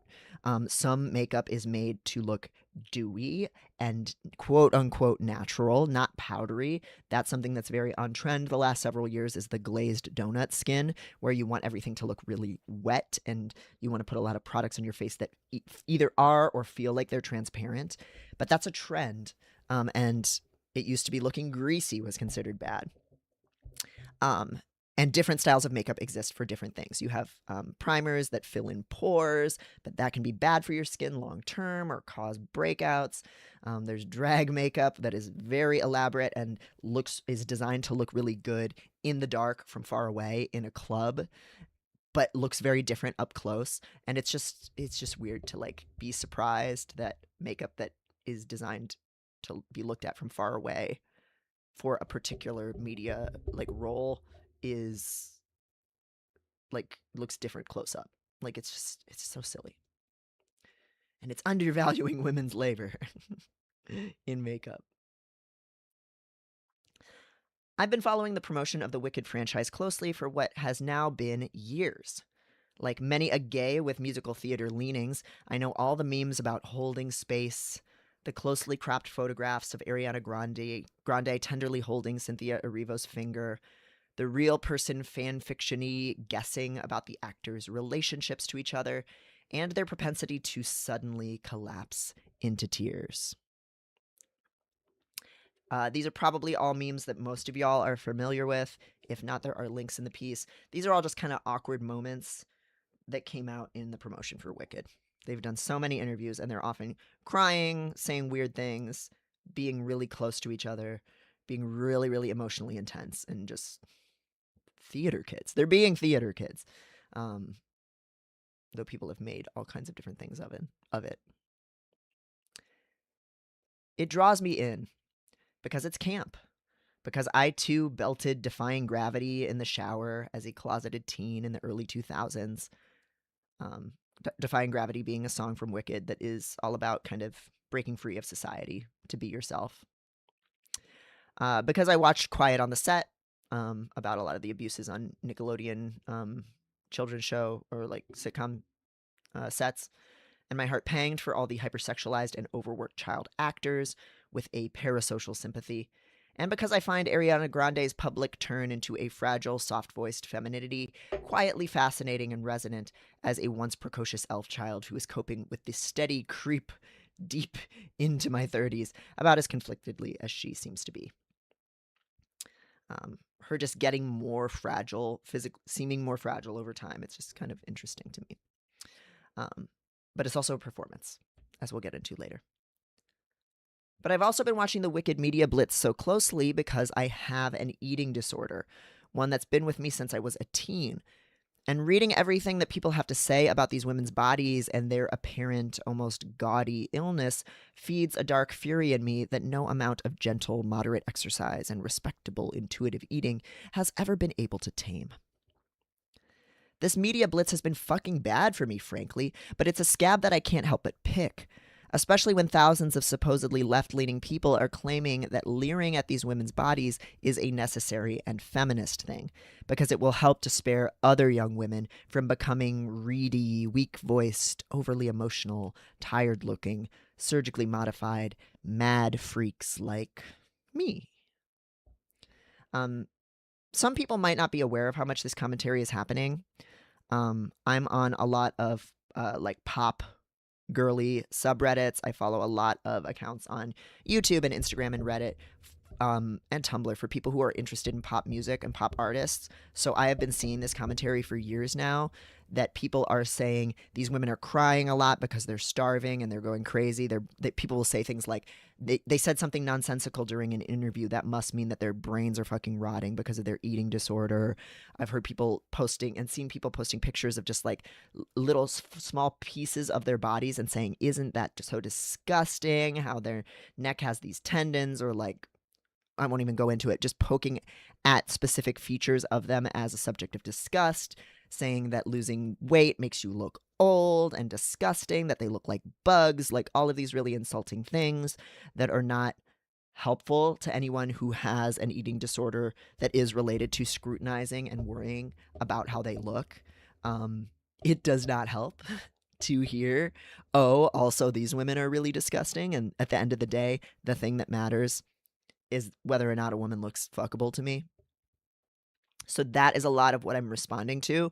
If you haven't seen that stuff, then you're not in that world, and I'm glad you're not. But it is really widespread. It's something I've really been seeing for years now in a lot of different pop spaces, and a lot of times it's people who are feminist saying, "Look at how disgusting these women have made themselves be, and insane they've made themselves." I'm presuming they presume it's because of an eating disorder, and that the eating disorder is like driving them crazy and making them like non-functional people. And there's a lot of ableism wrapped in there, and also that it makes them disgusting, and that's like a fit punishment for them promoting dangerous body ideals or like fat phobic, thin worshipping body ideals. That it's like people take like a sickly joy out of, oh, they went too far with this thing that we tell basically every woman to do. They did the thing, but they went too far and they failed at the whole goal of the thing, which is to be hot and useful to people. They've made themselves weaker. They've made themselves less attractive, and so they failed at being a woman.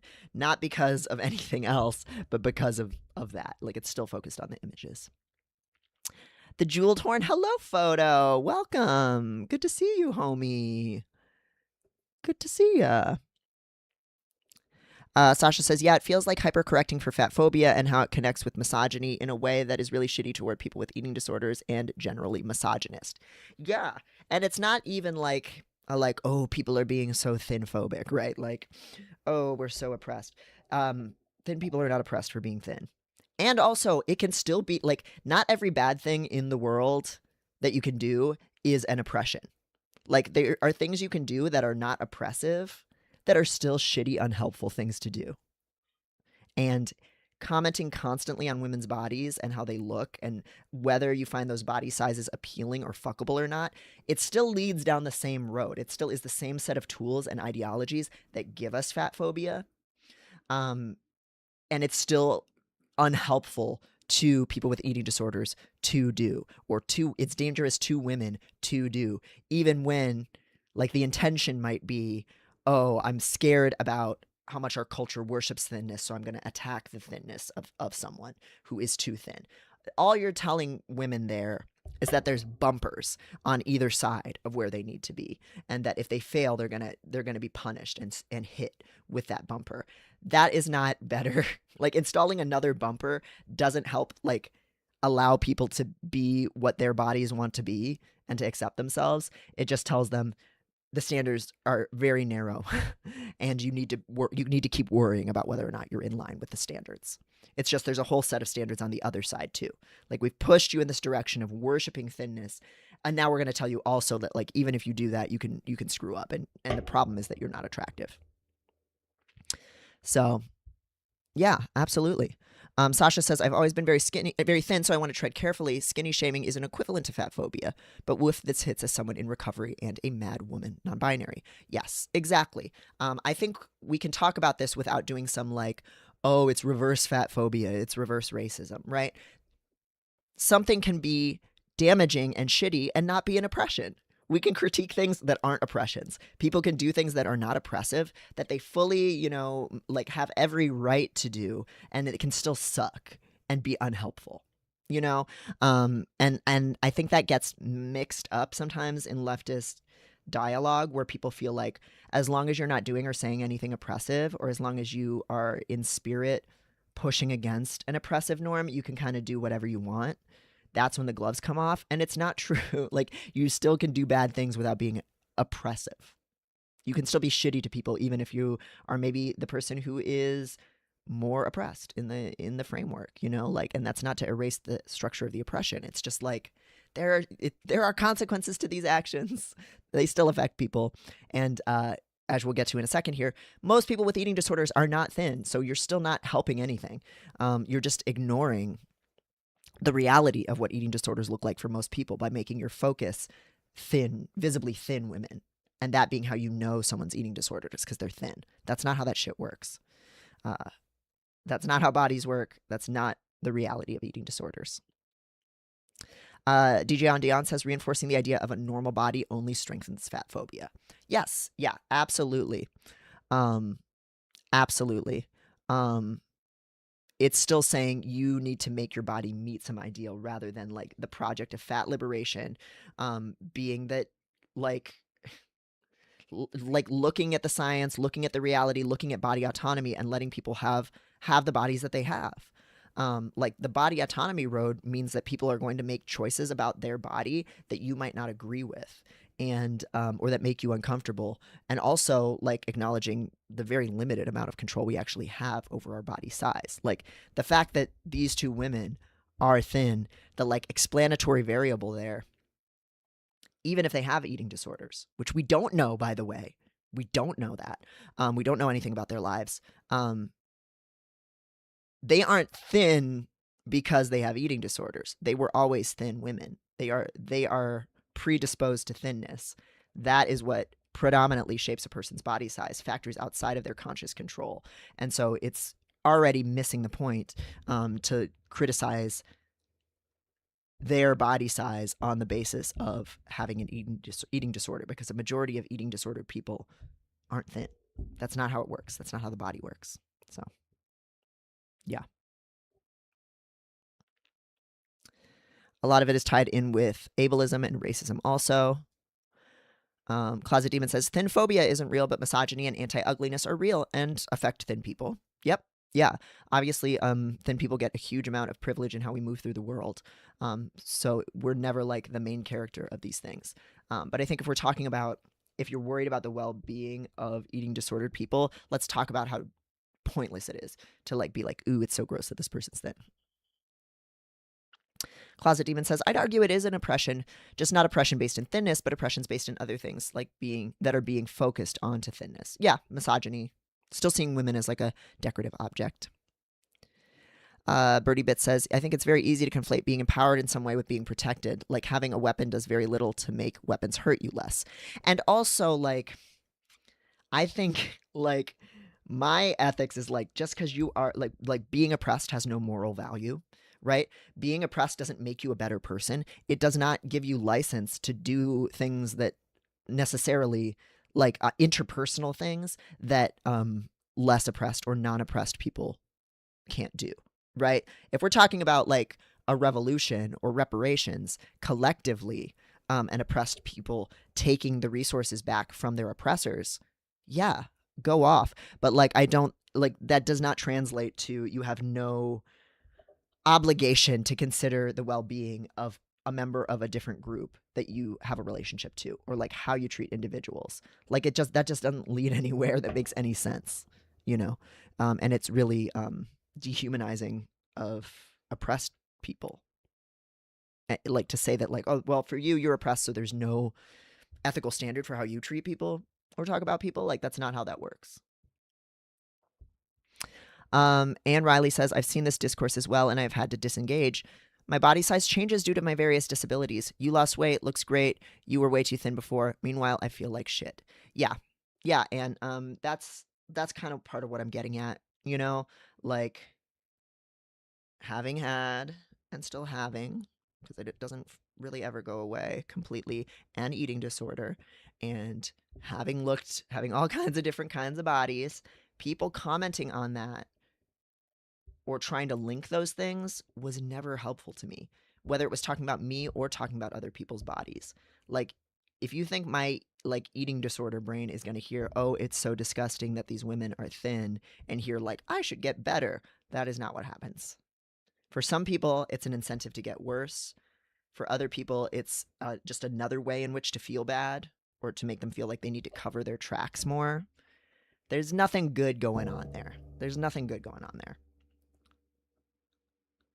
If you're, maybe this is an inside conversation, you know, like if you want to talk to your friends about how disgusted you feel by famous people when nobody else is going to hear it, like fine. But like this being the public response for a lot of people that they think is like the just thing to do, that's going to help people, I think is really off base. I'll spit my point out, commenting on the disgustingness of these women's bodies, how old and haggard their faces look now that they are no longer robed in facial fat. saying that their illness is so obvious and irresponsible, as if to harbor clear mental illness would be some great sin. Comparing photographs of their more robust and filled out looking selves to the bodies they have today, as if they are meant to stay young and hale forever. Speculating luridly about competitive eating disorders and abuses on film sets without any interest in stopping it, or whether it's true. Fretting openly about how terribly unsexy or unwomanly they have become. None of that has helped any eating disorder sufferer ever, and it never will. So there's a lot of stuff that I kind of run through here. These are all things that I've seen people say multiple times. That people will say these women are crazy and they're falling apart, and also they are morally to blame for any consequence that happens of somebody witnessing their bodies. They say like these women are being abused on set, or they've been forced into some kind of competitive eating disorder, but we don't actually care about their well-being. We just think it's really bad that they're doing this in front of us. They say they look old. They say they look disgusting. All of these things. They don't look like women, because to be a woman means having certain types of curves. Like there's some transphobia and sexism in there. All kinds of really gross things. And that line of argument and conversation just all goes back to these women are not making themselves look right. They're not doing the performance that a woman is supposed to do in public, which is to be attractive effortlessly. And the problem is that they're not doing that. Not that they're promoting a norm. Like people might think that they're criticizing the norm, but they end up just criticizing how the women look, which does not change a norm in a positive way.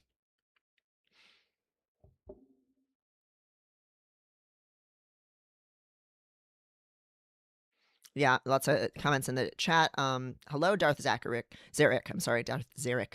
About how people will often compliment people when they lose weight, even if a person has lost weight due to illness or as a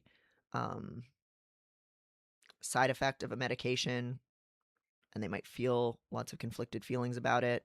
I think this comes down the hardest on fat people who have to fight so hard for like an ounce of respect in this world, and have to unlearn so much to be able to take care of their bodies and nourish themselves and do with their bodies what they want to do. And then if they happen to lose weight, suddenly they're treated like a person for the first time. And how disgusting that is, and how complicated those feelings are of, thinking for some people that is going to make them feel better, and then realizing how conditional societal approval is, and knowing how hollow it is. Being congratulated on being sick, being congratulated on your body changing in maybe ways you didn't want. Lots of horrible shit.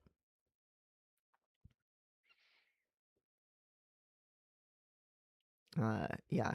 I'm pro haggard. We love haggard women. Yes, I love haggard. Love being haggard.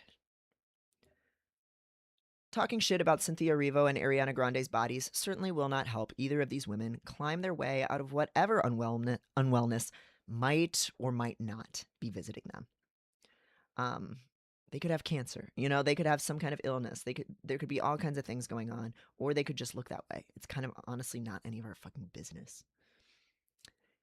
Nor will it get them to escape the pressures of the highly superficial, punishing, and misogynistic world of being a publicly commented upon figure, should you actually give a shit. And you don't have to care about them as individual people. If your ethics is they're famous, they're rich, they have a huge impact on the world, and therefore they're fair game, I can understand that perspective. But you are hitting other people when you fire those bullets. It definitely does not improve public awareness of the reality of eating disorders, which are far more prevalent among larger women than thin ones, the average American woman being plus-sized after all, and whose illnesses are unlikely to be seen or cared about. It is fat women, after all, who are the most fervently and abusively told or forced to change their bodies, or that their bodies have to be changed.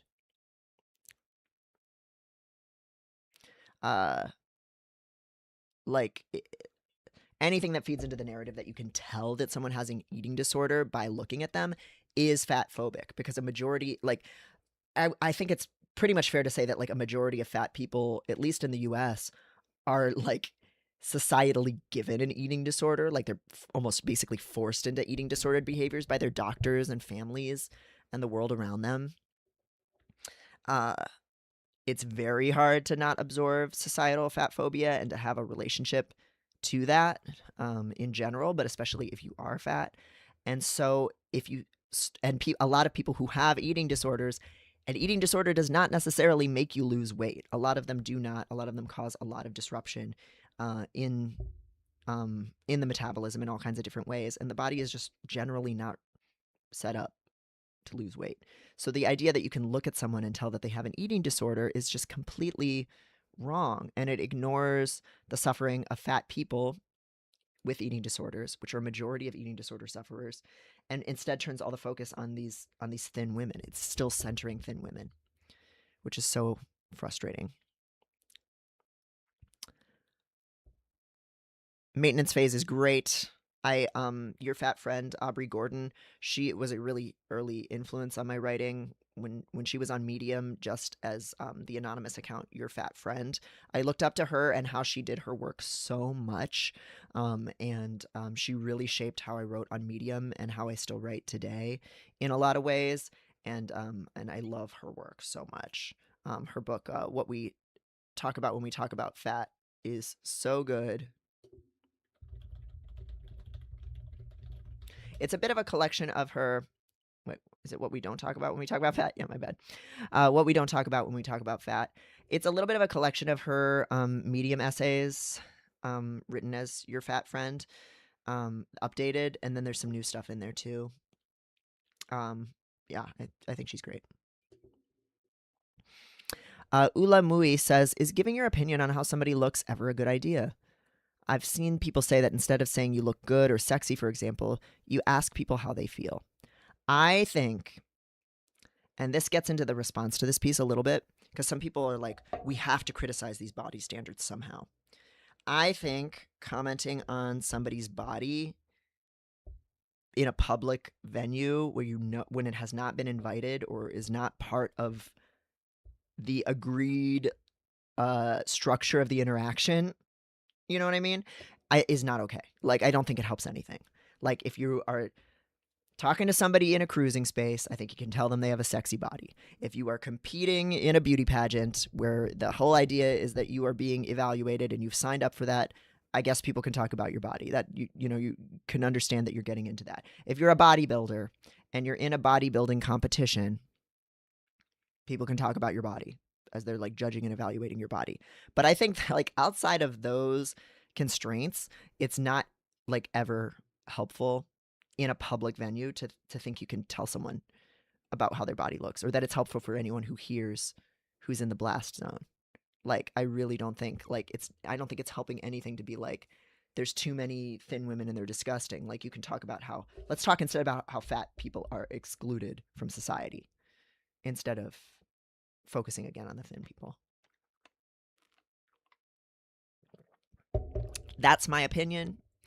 Do I always live up to that opinion? No. Like, especially if I'm like thirsting after someone, I will sometimes talk about their body, and I've done that on these streams. But like, I think if we're really, really thinking about it and like what we're trying to put out into the world, evaluating someone based on their body publicly, unless it's specifically a situation where they've kind of asked us to do that, is not helpful. Transpeak says, I like complimenting people on things they have control over and put intention to: hairstyle, clothes, tattoos, piercings, etc. Yeah. And again, I think there is fuzziness when it's like in a sexual scenario, sexual or flirty scenario. If somebody's specifically talking about fashion and they want advice or they want feedback on, like, I really like how that fits you, or I really like how that shows off that body part, that's so cool, that's so hot. Those are things where talking about bodies feels okay. But I think if you have not been invited to talk about somebody's appearance, don't do it. Like, don't tell me I look tired. I fucking hate that. That one's very triggering to me. I've been told that since I was like 5 years old. It's just not. I'll sometimes tell people that they're glowing, like, especially if they've started estrogen. Maybe that's a little Halamede of me. I'm willing to admit that. Like, things like that, like, again, I'll sometimes say things, but the truth is I don't actually know how the person feels or if they want to hear that. Because there were times when people commented on how I looked in my transition where they assumed I was happier at a time when I wasn't. And like, I don't know. Like, close friends, that's fine. Close friends telling me I look good, that's great. If I'm talking about my appearance, you know, complimenting my hair or jewelry or whatever. If I'm already talking about how something looks, then commenting on it is one thing. But I think out just going cold on like this person's body tells me this thing about them is really not helpful. My response to that one is, what a nice way to tell me I look like shit. Yeah, I hate the fucking tired thing. It pisses me off so much. Talking shit about Cynthia Erivo and Ariana Grande's bodies harms people who resemble these women, whether they are notably thin due to restriction, cancer, inability to recognize and respond to hunger cues, muscle wasting, dietary limitations, malnourishment, ARFID, avoidant restrictive food intake disorder, which we'll talk about more in a bit, neglect, or any number of factors. It pointlessly, cruelly targets anyone who has been accused of losing so much weight that they started looking old, or of having Ozempic face. This is something I've been talking about on Tumblr for quite some time. There's this idea that, like, people are fat phobic, so losing weight and becoming more thin is seen as a good thing. But people also see it as cheating if you lose weight in the wrong way, such as through a GLP-1. Because we moralize this stuff so much, people see it as wrong to lose weight and not suffer. That if it was easy, that somehow you've done it in the wrong way. And people also see if you lose weight and you lose facial fat, people will say you look old, and that you have Ozempic face. So there's like a really lovely combo of ageism, fat phobia, moralizing, suffering as purity, and a bunch of other like great bullshit, all wrapped up in that conversation when people say those things. That to me, the implications are just really lurking right there under the surface, that people are saying, well, we hate fat people as a society and we think they should get thin, but we hate them. We don't want them to just magically get thin privilege. We want them to suffer for it. We actually want them to be an underclass. Like any other oppression, the people at the top benefit from there being people beneath them. And so as fat phobic as our society is, that society doesn't actually want fat people to not be fat, because they want to contrast themselves to them and oppress them, and treat them as lesser. And so then sometimes when a fat person gets thin privilege, they are punished for doing it in the wrong way, for still not looking good, for not really being a thin person because they have markers of having been fat, like skin that hangs or something like that, and people still punish them because of their proximity to fatness and because they still want there to be this hierarchy. And so there's this weird fucking discourse where even at a time where the beauty standards are getting even more fat phobic and even more thin worshipping, half the people who do that also get punished, because if they were fat, then they're not a real thin person. You know, they're a fake thin person. They're a conditionally accepted fat person. And if that sounds a lot to you like, I don't know, trans misogyny, passing, like lots of other kinds of oppressions, I think it's because those things operate in a lot of similar ways. They're not identical, but they operate in a lot of similar ways. And that has just really jumped out to me this whole time. Ozempic face. As if to lose weight through anything but sheer willpower merits punishment in the form of aging.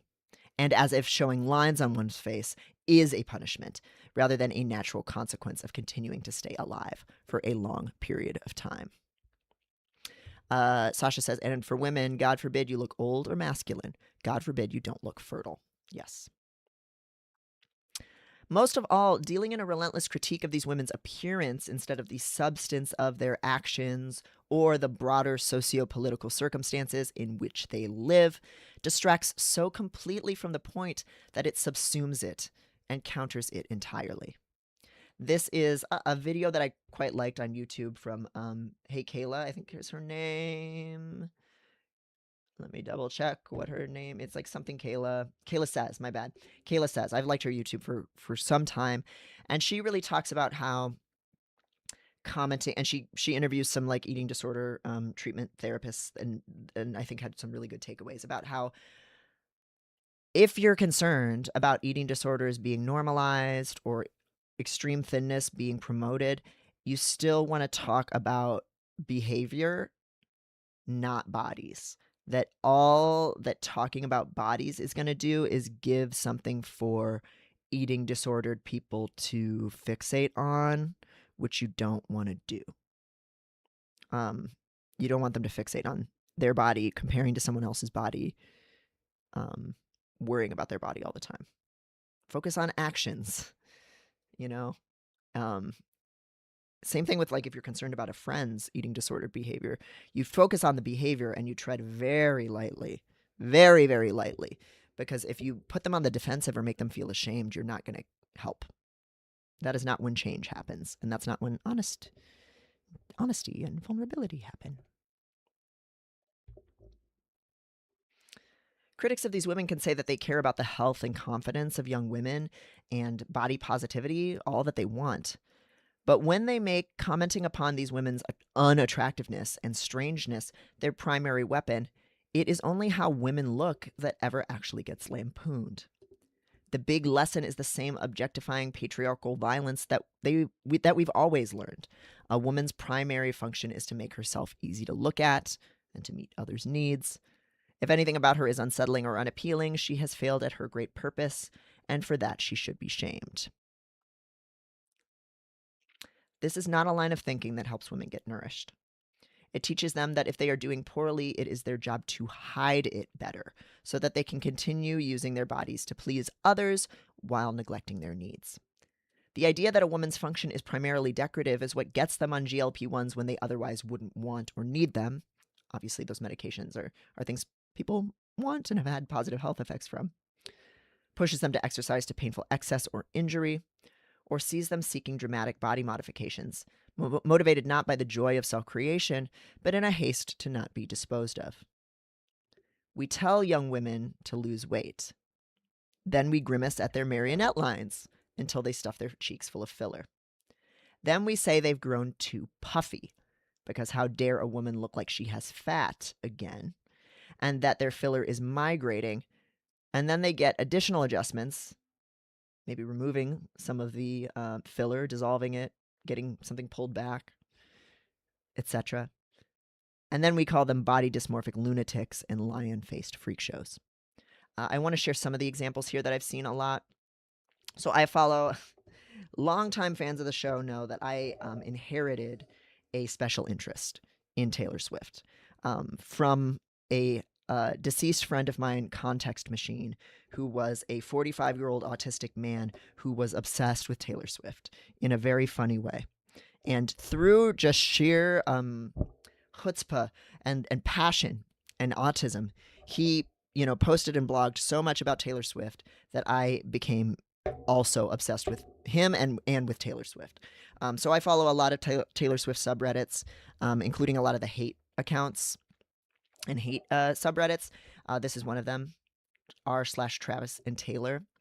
And they are constantly saying shit about how she has like bloated alcoholic face, or too much filler in her face.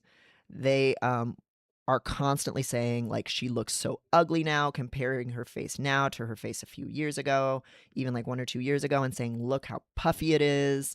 Look how much filler she's put in. She's completely distorted her face.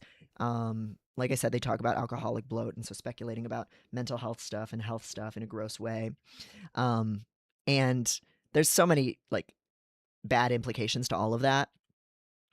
And the fucking thing is that if she hadn't gotten any work done and she started showing lines on her face, they would have complained about that too. They would have said white women, racist white women like Taylor Swift, age like milk, being ugly is her punishment for being racist, and ugly people are ontologically evil. Like that's what they would have said. Ugly women especially are ontologically evil. And it's so gross. Like, I like hate subreddits. I like hearing people talk shit about her behavior. But when they go into, she looks so disgusting because she's a public woman who's aging and she's made some choices about how she wants to age in the public eye. It's disgusting. Like, this, I'm staking my flag in the sand right here because I've thought about it a lot. The politics of cosmetic surgery and stuff.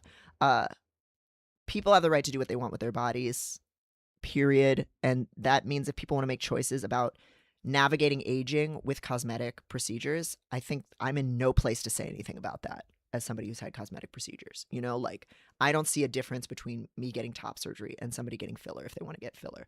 I think everybody should be allowed to do those things, and that we all do things for a complex mix of reasons. And we're all affected by having a society, right? Like, I was influenced by society to think I should have a flat chest, right? Like, having a flat chest means a specific thing to me because of society. And for similar reasons, having some filler kind of fill in and kind of fill out some of the lines on her face is something that Taylor Swift wanted to do, presumably. We don't actually know her life or why her face looks how it does. And so it's really fucking unhelpful to be like, oh, our society's biases around aging, instead of talking about that, we're going to talk about how ugly this woman looks because she did something about those feelings for herself and her own face. That's not helping any women age better to say, oh, your fillers make you look so gross. Stabby Vale says, the amount of left-leaning people I see insulting women's appearance for those they don't like politically. Birdie Bit says, you gotta guard the border, even with the rich and others talking shit about gaudiness and McMansions, etc. Stabby Vale says, for real, like, they're not reading it, but your friend who is fat or likes something you think is cringe is, etc. Story Merrill says, why are they comparing her as an 18-year-old to her as a 32-year-old? That's so ridiculous. Yeah. It's the same logic that they think they're critiquing. They're saying she doesn't look like how she used to. If she had just aged without cosmetic procedures, they would also be saying she doesn't look how she used to. And how she was looking was going to change regardless. And the changes that we see are changes she chose. Why is that a problem? And can you explain, this is like a math problem, explain why Taylor Swift getting fillers, controlling how her face looks, is a problem in a way that does not have implications that are bad for transgender people. I don't see how you can square that circle. Like, I cannot see it. And I've really thought about it because getting top surgery, it puts you in plastic surgery offices, and seeing stuff that's fat phobic, like mommy makeovers and stuff like that, liposuction. And it troubles me that those things are normalized. But I can't say that people shouldn't or can't do that stuff if they don't want to. I don't see how it's possible for me to make that argument as a trans person in any way that leads any place good for me and my people, Because people say the same shit about trans women getting facial feminization surgery, right? They say that it's like reinforcing sexist beauty standards and shit, Or like, do you really need triple D tit implants? People say that kind of stuff to trans women, that like, you're just trying to be fuckable. That's not the same thing as gender affirmation. And it's like, who gives a shit? Like, if you want to be hot and that's what you find hot, do what you want to do to feel hot. Do whatever the fuck you want to do with your body, period, the end. Like, I don't see how there's any other way to handle it. Darth Zarek says, transitioning has made me stop glorifying natural bodies too and become very pro cosmetic surgery and procedures. A lot of trans affirming care is cosmetic. Yeah. Like, we can try to make trans affirming care respectable by saying it's medicalized. That what I did is different because it was a medical need, and it would be different for someone doing it for cosmetic reasons. And that's not true. I did it because I thought it looked cool. I wanted to do it. I thought it's hot. I like how it looks. I went to a plastic surgeon and I paid them money to give me a body that I think is hotter. That is not different from any other cosmetic procedure, and it's just as much my right to do as any other cosmetic procedure. So I'm not going to go shitting on people who get BBLs. Like, I'm just not, and I used to be uncomfortable with some of that stuff, like on a basic feminist level. But the answer to beauty norms is not to say that women shouldn't exercise body autonomy, right? Like I might think the social obligation to wear makeup for women is bad, but that doesn't mean I think we should ban women from wearing makeup. Like, people make decisions that reflect the society they live in, but those are still their decisions. Like, we can't deny people their like autonomy like so completely, People are allowed to make decisions in the world that they live in, because that's all we're ever doing. In a world where tits weren't associated with being a woman, would I have wanted top surgery? Who cares? Like, we don't live in that world. I live in a world where it does, and I never wanted tits, and I love what my body looks like now. And it is a freaky, cosmetic, non-compliant body. And if somebody wanted to get their tits chopped off just as a purely like cosmetic thing, and it wasn't a gender thing for them at all, that's cool as fuck. And I think people getting tons of filler is cool as fuck.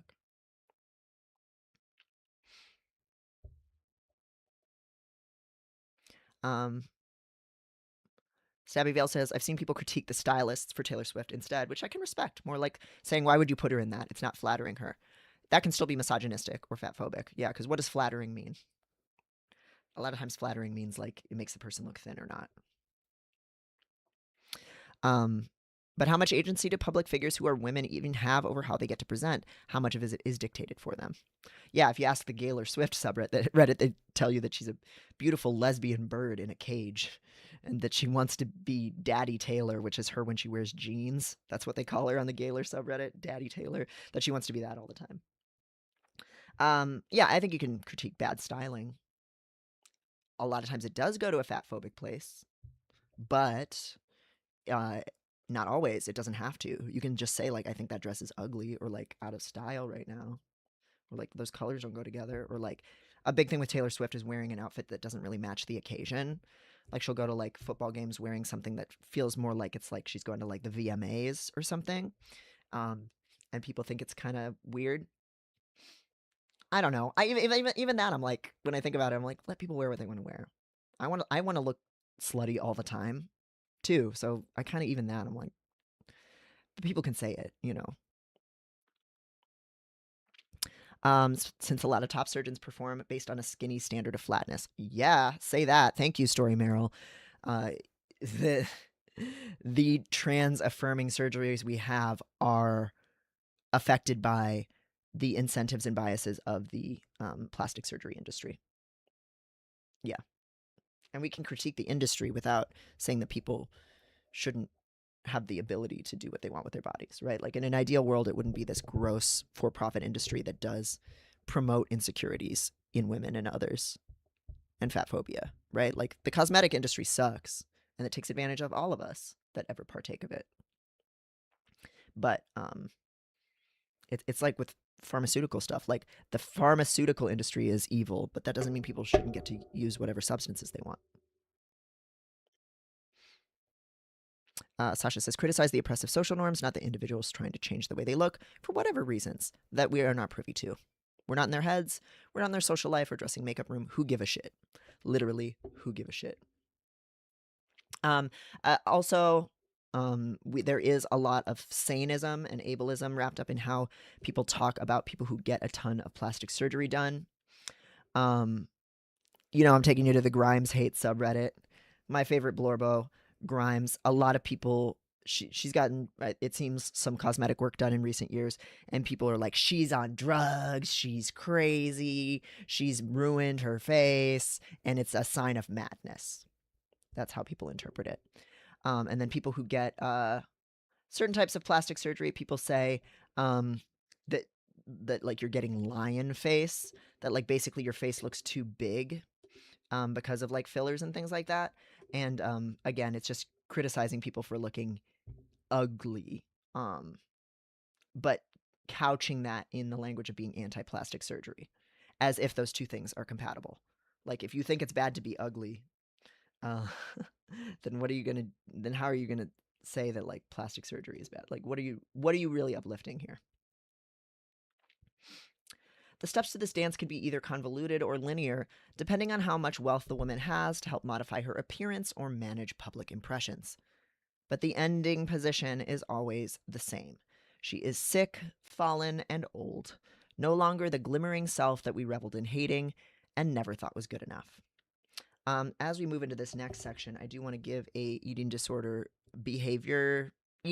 logic trigger warning a little bit, because I am going to talk a little bit more about my own experience and my sister's experience with ARFID. So I try to avoid details because I know that stuff's triggering. It's not helpful to talk about. And like numbers and specific things that I did for the most part. But there is a little bit of acknowledgement of excessive exercise. There's discussion of ARFID. There's discussion of people responding to eating disorder people and thinness related to those things. And there's me talking about having, believed in the ideology of thinness, right? Like, and unlearning that. So if you don't want to hear that stuff, now's probably a good time to take a pause and come back in a little bit. But I am going to go in on all of that.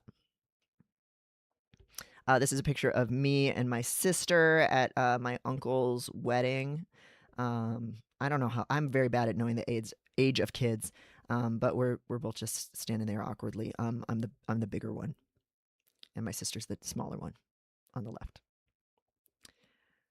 And we're preteens. We're solidly preteens. I don't know if I'm under 10 or not. I think I'm probably tween, and she's probably then like, I don't know, 6 or 7 or something like that. Sasha says, I'm reminded of Grisabella from Cats. She was once glamorous, and now she is old, haggard, limp on stage, and is an outcast. Yeah, that's just what they do to women regardless, pretty much. Unless they magically don't change at all, which is not what most cosmetic procedures are going to do. It is a change. And it's a change a person chose, so work, fuck. Who cares? Who give a shit? When I was a teen in the early 2000s, I was an active participant in LiveJournal's pro-anorexia blogs. At night, I researched techniques that made starving myself easier and punished my body using Dance Dance Revolution Extreme's exercise mode. I just always find that kind of funny. I'll avoid sharing any of the other details that our eating disorders so love holding on to: numbers, strategies, hours spent on behaviors, descriptions of my appearance and effects anorexia had upon my body, all my twisted body-hating markers of success. These triggers are exactly the kinds of things that critics of Erivo and Grande can't resist talking about because they find it pornographically fascinating. Or it stimulates the same beasts that dwell inside them. So again, if you've missed this commentary, I'm very happy for you, but it does exist.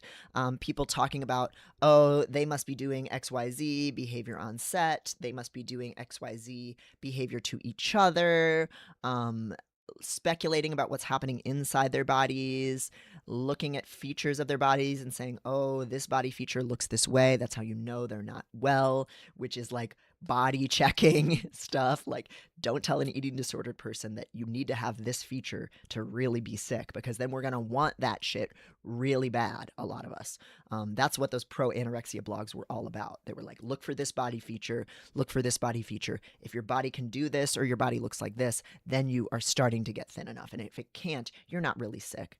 Because we like sick in pro-anorexia world is a good thing. You are encouraging each other to be more sick. So saying this behavior is so sick or this body feature is so sick, it does not help. It gives people more stuff to aspire to do. It's highly triggering. I know how sticky and delectable that stuff is. All the media coverage and commentary hooks me for that same reason. Like, I think about that stuff. Of course I do. The demon is not gone, And that's why I will not feed into it and beg that nobody else do it either. It's not concern. It's rubbernecking and surveillance. I didn't really understand when I was young that I was eating disordered, or that it would ever have to change. The rituals and rules that I worshipped were the same ones all the women did. On the pro-Anna internet, I quickly found a classmate that I was decent friends with, where I read all about her rules and tricks, and I adopted some of them for myself. When I qualified for late arrival to school in my sophomore year, a neighbor girl and I started devoting our mornings to our shared eating disordered behaviors. We talked about the future fearfully and made a pact to never let our developing bodies change, no matter the cost. And this was stuff that, our moms did, our grandmas did, too. It was so normal to be eating disordered. The only difference was the extent or how visible you were at it. Another friend would regularly collapse while running. All we ever did was laugh about it. We made fun of her for it. We made jokes about it. We were not concerned she was sick. We were embarrassed at her for giving up the game. When any of our bodies did show clear signs of deprivation or intentional mistreatment, it was a glaring annoyance to others that we needed to hide so that we could keep on being the right kind of girls without any complaint or hassle. But by junior year, people started asking me if I had an eating disorder. And though I was quick to deny it, so I could keep on doing eating disordered things, I found the attention validating of my success. This, too, is a flame that gets stoked when you criticize the bodies of hyper-thin, possibly eating disordered celebrities. Eating disordered people want to know what you think about our bodies. For many of us, it is a subject that we never stop thinking about when we're like actively in it. And so the commentary is just more data to obsess over. If you say we eating disorder sufferers look frighteningly thin, we feel as if we've climbed the summit and planted our flag and must protect our position. If you think that we look healthy or sexy or not all that bad, and remember, most eating disorder sufferers are not thin people, and it's still very dangerous. Eating disorders are the most lethal mental illness, if we want to go with that categorization. They're the most lethal mental illness, and that is not exclusively a thin thing. Eating disordered behaviors are very dangerous, regardless of your body size. But if you tell us we don't look all that bad, we think we must redouble our efforts. Either way, the attention is always on the body, never the person. The self cast as object onto which improvements can always be made.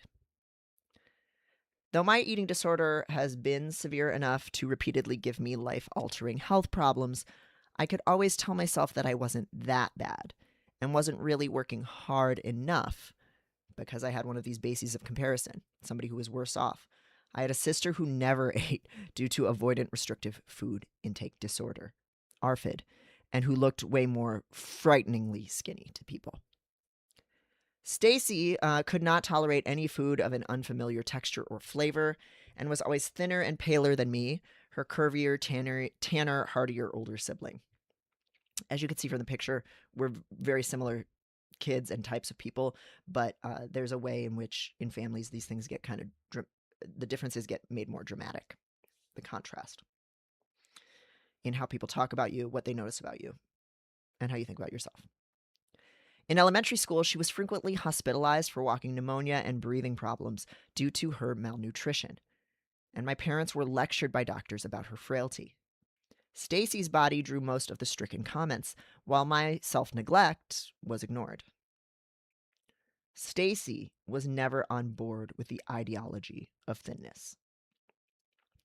So in her is an example of someone who could draw some of these kinds of comments and speculation, who was not trying to be thin, was not on board with the idea that like thinner is always better or like any of this fucked up shit. She literally just could not eat. Like she did not like food. She was not comfortable eating. And this was just like a side effect of that she did not feel good about. She felt very insecure about being thin.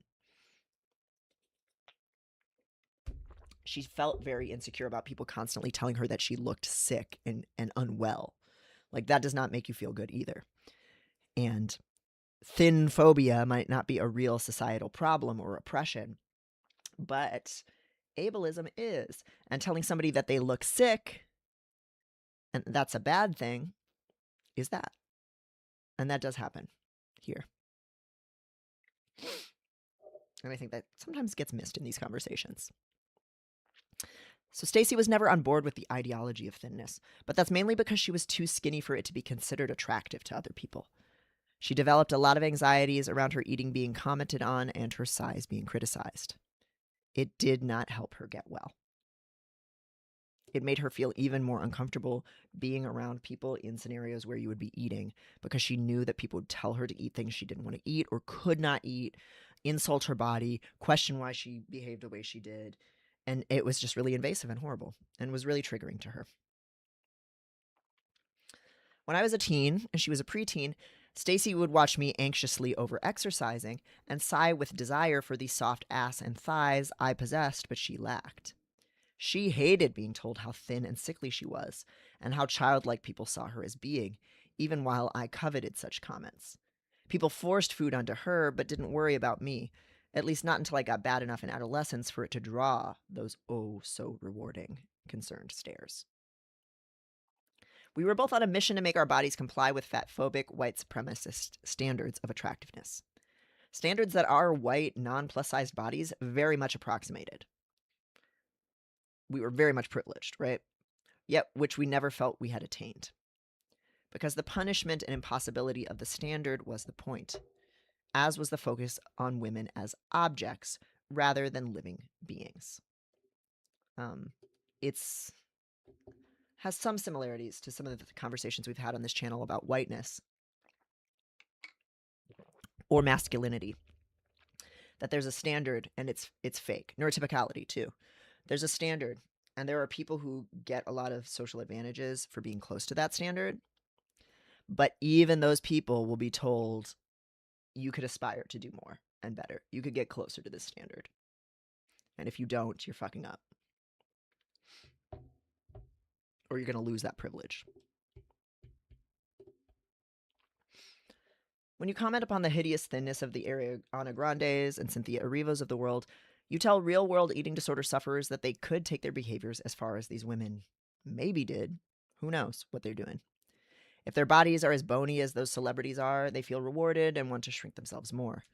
If they are among the many, many people with EDs who starve themselves, over-exercise, violently purge, abuse diabetes medications, diabulimia being the most dangerous eating disorder around, deny themselves all food they've deemed unhealthy or unclean, as is the case in orthorexia, or otherwise hurt their bodies but do not look thin, then they hear your faux concern for Grande and Erivo and think they could do better, or are not really sick enough to warrant help. And if there's someone like my sister who just happens to look that way for other reasons, they are being treated as if they are sick and as if being sick is bad, which is ableist. And if they are trying to recover, as I usually am, with fits and starts, then they take your insults about the woman's supposedly alien-like skeletal appearance as a sign that they've wrecked themselves. They may conclude that any hope of getting better is lost because they already ruined their metabolisms and faces, and with their bodies revealed to the entire world that there is something wrong with them. They're sick, so there is no hope of returning to the world of the respectable and well ever again. When people talk about Erivo and Grande as unabashedly sick, after all, sick with an eating disorder, what they are really criticizing them for is being mad. They're saying you have a mental illness that we can see, and it makes us uncomfortable. For taking the rules that we all play by too far, giving us a little bit too much of what we already demand from women, and making the struggle for beauty too obviously hard.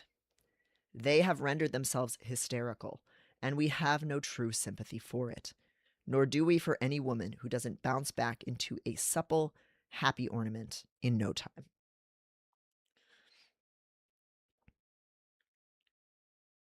One of the common critiques that gets lobbed at Ariana Grande specifically is her lack of a fixed identity, and it gets tied up and wrapped up in this stuff. And the overt symptoms of trauma that seep out all over her interviews, if we can believe that anything done in the public eye to promote a film is genuine, and I don't think we can.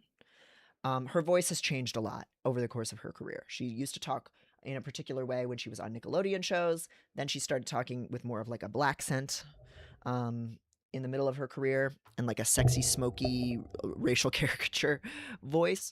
And then she started kind of slipping in and out of that voice. And now she has this like really high-pitched, delicate little voice that people think is performative and make fun of. Though some people also say it's very vocally protective. It's also a voice that a lot of trauma survivors sometimes have, like child abuse survivors sometimes end up developing voices like that. And also, she's a public figure who has had different personas for different projects. Oh my god, I just pulled my mic thing out of the stand. Oh, I meant to adjust it, but I just ripped it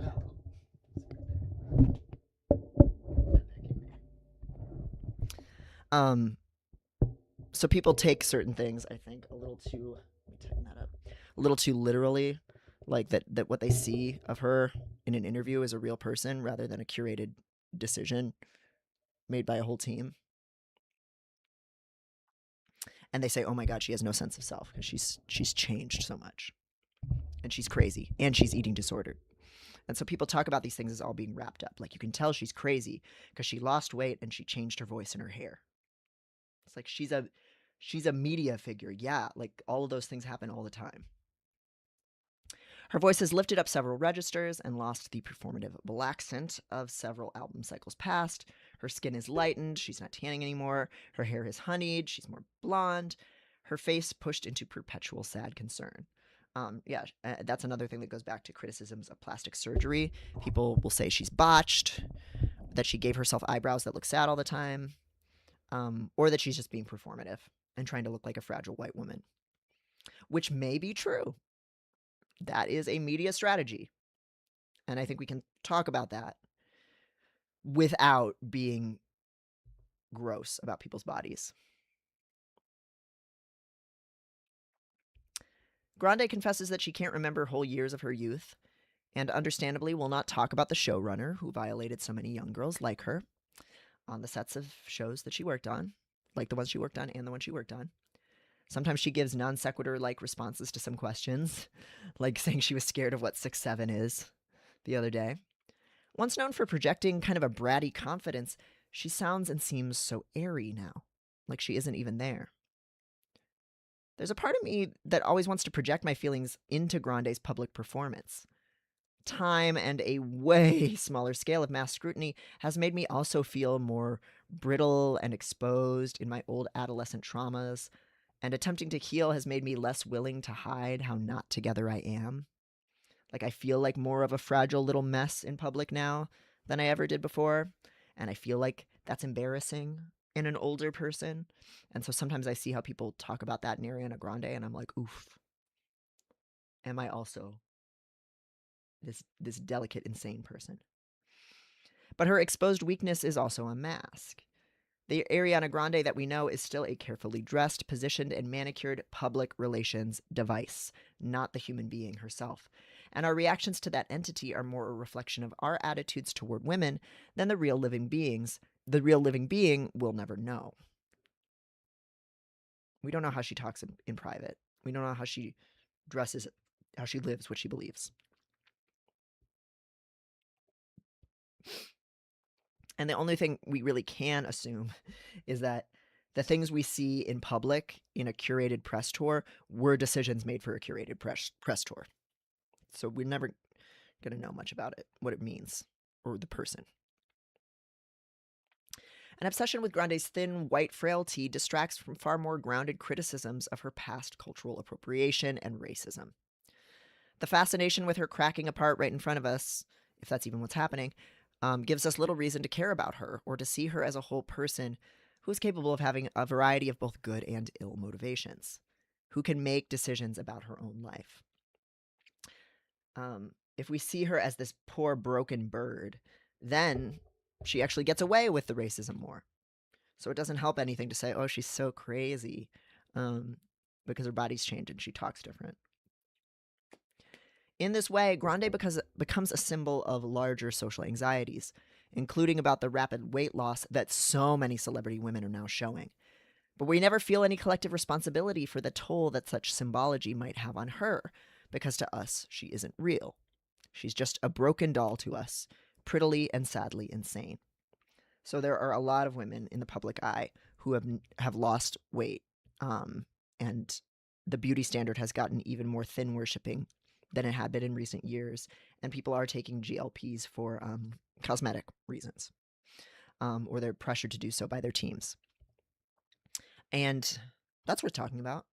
People are talking about that. I think that's important to talk about and be frightened by, and understandable why people are linking that to rising fascism. And that's very different from singling out one person for doing it in quote unquote the wrong way. Because there are so many people who are doing all that. But if they don't hit that bumper, if they don't get too thin, we don't criticize them for it.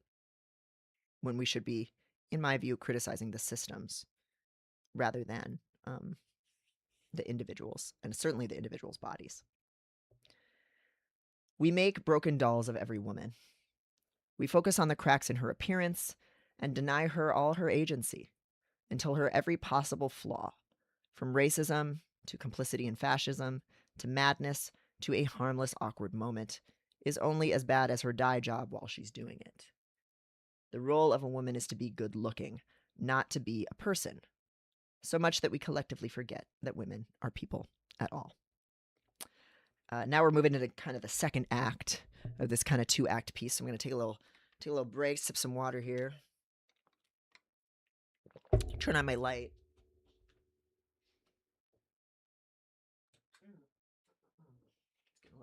Getting a little dim in these late winter hours, even though it's only 2:30.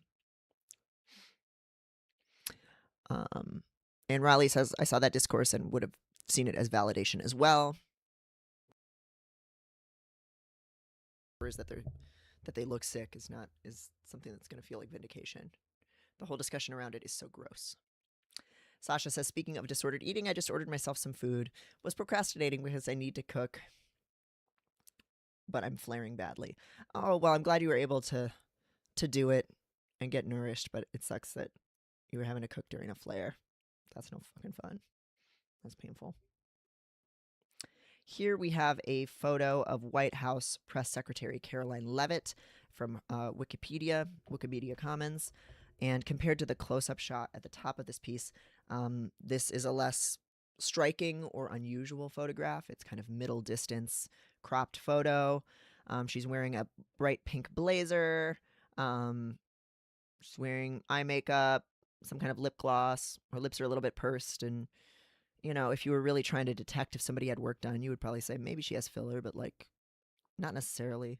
She's wearing a big old gold cross, and she looks like, I don't know, like a pretty typical woman in politics. Like, it's pretty typical to wear relatively heavy makeup, and in this kind of photo, with the kind of lens used and everything, like the makeup just looks like it gives her face kind of a neutral, matte, flat plane, which is what that makeup is designed to do. Like, the makeup she's wearing here is almost certainly very, very similar to the makeup she's wearing in this photo. It's just photographed so differently. The lighting is different. The proximity is different. But this kind of effect is what she's going for with that makeup. So now, moving into this second act of the piece, we're going to talk about beauty standards, cosmetic surgery, and criticisms of conservative women that are rooted in how those women look rather than the substance of their actions. On December 16th, Vanity Fair published a damning profile of key figures within the Trump administration, paired with uncomfortably candid and intentionally unflattering photographs. Or portraits, sorry. It's the shot of Press Secretary Karoline Leavitt that has drawn the most attention and been shared the most widely. In a claustrophobically close-up shot, the 28-year-old woman has visible crow's feet and skin that seems dull and porous under layers of heavy powder, an effect such makeup often has, with a line of red, angry-looking injection sites riding at the top of her lip. A lot of people in my social circles have been sharing these photographs with sickened glee. I've seen more people than I can count post their own faces, dewy, shining, without visible wrinkles or obvious work done, alongside Leavitt's, declaring that they look amazing at 33 or 42, while she looks so ghastly. So usually it was somebody posting a picture of their own face right next to Karoline Leavitt's photo, and they'd be like, she's 28, but I'm 42, and look at me. I look so much younger. Again, as if looking young is like this wonderful thing. People are drawing lots of inferences from the Leavitt photograph. For example, that the unawareness of her ugliness demonstrates that Trump and his acolytes live in an alternate reality from us, as if we didn't already know that from years of their behavior. Some have said the subtext even more directly. Being racist makes you age like milk. Conservative women are ugly and unfuckable. That kind of thing. In all of this, I have heard almost nobody speaking about Leavitt's numerous comments denying the realities of genocide in Gaza, say, or laundering the U.S.'s mounting invasion on Venezuela as liberation rather than colonial resource grabbing. Nobody has been remarking on her violent rhetoric against transgender people or the White House's exclusion of transgender reporters from meetings with her. Very little, which is their policy. If you have pronouns, you're not allowed in the press pool. I think people don't even know that, but that's currently their policy. If you have pronouns in bio, you're not allowed to be in the White House press pool as a journalist. Very little of the actual text of the Vanity Fair profile itself gets posted.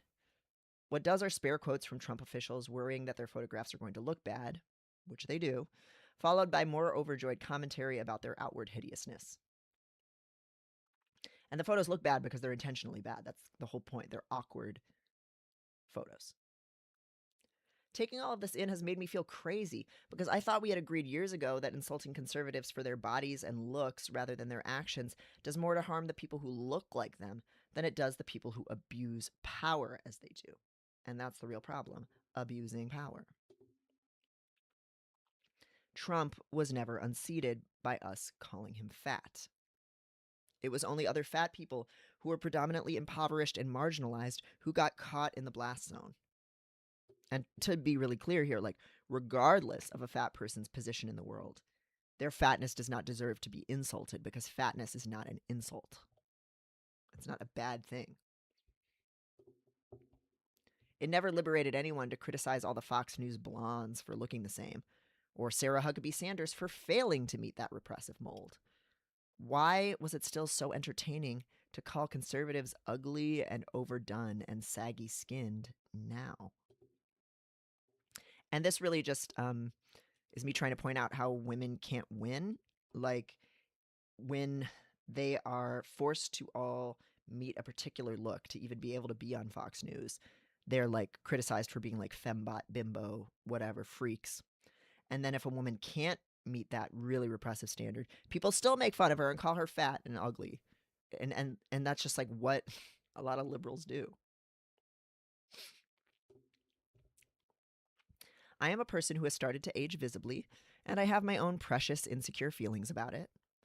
I didn't like that taking testosterone made my skin thicker and duller, with therefore more visible wrinkles. Sometimes when the mirror tells me that I truly am 37, I feel anger about all the years I spent in the closet, not going after the transgender body that I finally attained and that feels like home to me, or not having the kinds of sex I wanted or the queer, non-monogamous bonds that I need. I'm grateful to be where I am in life now, but I have a massive hunger for even more of it. I do not want the party to end. I try to be grateful for what I found, after years of conservative political attacks terrorizing me into hiding myself away. But when I finally get to feeling better about it all, I hear from my own left-leaning queer comrades that people who show dents and lines in their faces are in fact marked with evilness and horror. That them having features exactly like mine is a cosmic punishment for the deeds they have done to me and people like me. And that even if I were to try and keep my own aging at bay by exercising body autonomy and accessing cosmetic procedures, well, I'd be just as in denial and pathetic as all the ugly, unfuckable women at Mar-a-Lago. And it's Mar-a-Lago, not El-Lago. Mistake mine, and I will fix that as soon as I'm logged back in on Substack. Mar-a-Lago face is this criticism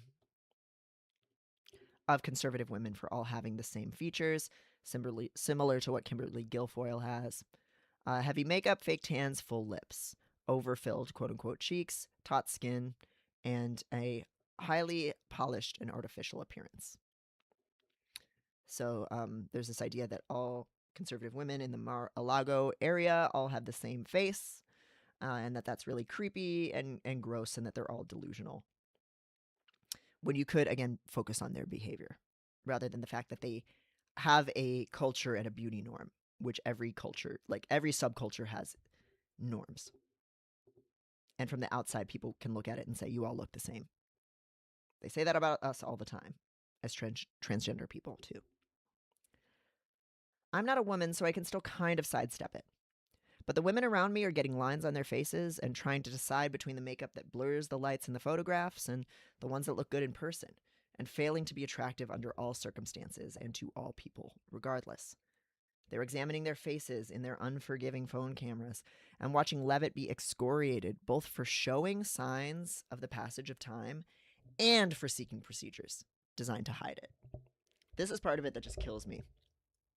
People look at the Leavitt photo and they say, she looks so old, like her eyes look so old. And then they also say, and her lips look like she got cosmetic procedures. So she failed to do one thing. She failed to maintain one aspect of her appearance. And she tried to maintain or do work on another aspect of her appearance. And both of those things are bad because she looks bad to us. It's ridiculous. Women are getting preventative fillers and Botox, and they're dissolving them too, because they want to look attractive, which means young and thin without effort. For there to be signs of them making an intentional choice, of having lived a life and exercised agency, would be very unbecoming in a woman, indeed. I think of someone like Amanda Lepore, who has very deliberately gone for this beautiful, surgically constructed look, right? Like let's not commit the naturalistic fallacy here and say that what's natural is inherently better. Amanda Lepore is a amazing looking person. Like, she has made art of herself. She has sculpted her face, sculpted her body, made it into this va-va-voom, like mid-century starlet caricature. She is a self-made woman. She has made herself look how she wants to look.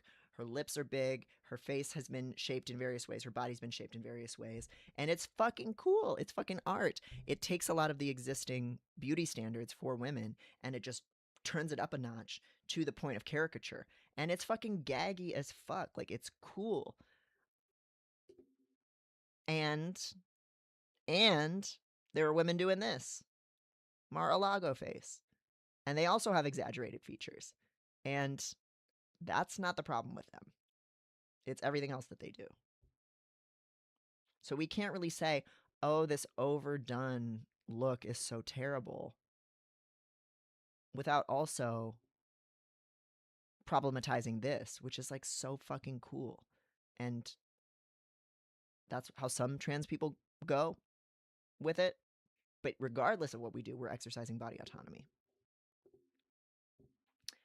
But I just don't think the problem is that the women are unattractive.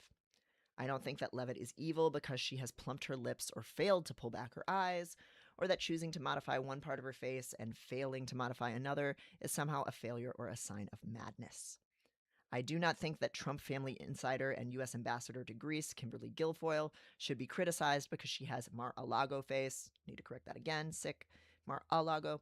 A combination of filled lips and full cheeks that many women have been propagandized into wanting and may very well come to genuinely desire, because none of us are immune to living in a society, but which can look a bit unsettling when repeated in the faces of dozens of her contemporaries. There is no separating a person from the society that they come from. Like, everything that we want is influenced by societal forces that might tell us to want it, you know?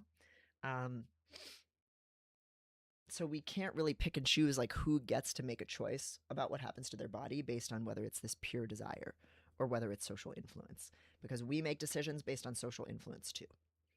And we have subculture norms, and we can all look samey too. That a lot of trans people all look the same to conservatives, with our shaggy, mullety hair, facial piercings, and surgically modified bodies, seems not to ping on most of our radars, though both groups are exercising bodily freedom by accessing the services of plastic surgery, a field with a politically ambivalent past. We have norms, and the norms are not inherently good or bad.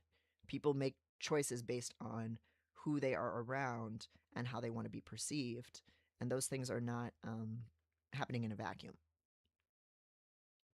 And it's not really like inherently a moral or like ideological choice so much as it's a social affiliation and social influence choice. Some of our tastes. And that's fine. Like, of course I have different tastes than conservatives in like what a person looks like. That's not really the substance of our difference, is them having different fashion sense.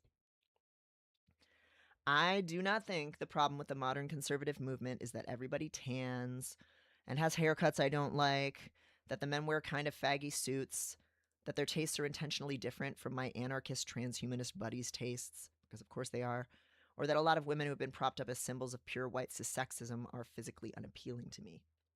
Here I'm kind of going after Die Workwear, Derek Guy, who's always writing about like how conservative men are wearing suits made out of like really soft fabrics that are like skinny leg tapered, and how they are basically wearing like clothing that would have been considered very gay in the early 2000s. And these are guys that are like presenting themselves as like the height of masculinity, but they're wearing like these thin legged like tight suit pants, slim fit pants that come from like metrosexuals and gay men and stuff, and feminine. I don't think it's really that much of a like gotcha to say like, oh, it's so funny how these conservatives say that they're standing up for traditional gender values and then they wear skinny pants. Like, who give a shit? And that's kind of Derek Guy's like only thing. And his work, like I know a lot of people like him dunking on how these guys dress, and I do think conservatives dress pretty bad generally. It does not fit my taste. But like half of what he does comes down to there are rules for how to wear menswear, and these people aren't fulfilling the rules, and like that comes from like racism, colonialism, and fat phobia. Like, how are you going to say there's a right way to wear this thing? Like, the right way to wear something is it's comfortable for you, for how you want to wear it, what effect you want to have. You like how it looks. That's it. That's the only right way to wear something. So like his whole premise is reinforcing things, I think, that I don't agree with. Um, but we can criticize their suits and criticize their suits and say that they look ugly or whatever. But like the pattern of the nature of the critique that he's making are this is traditionally what a suit is.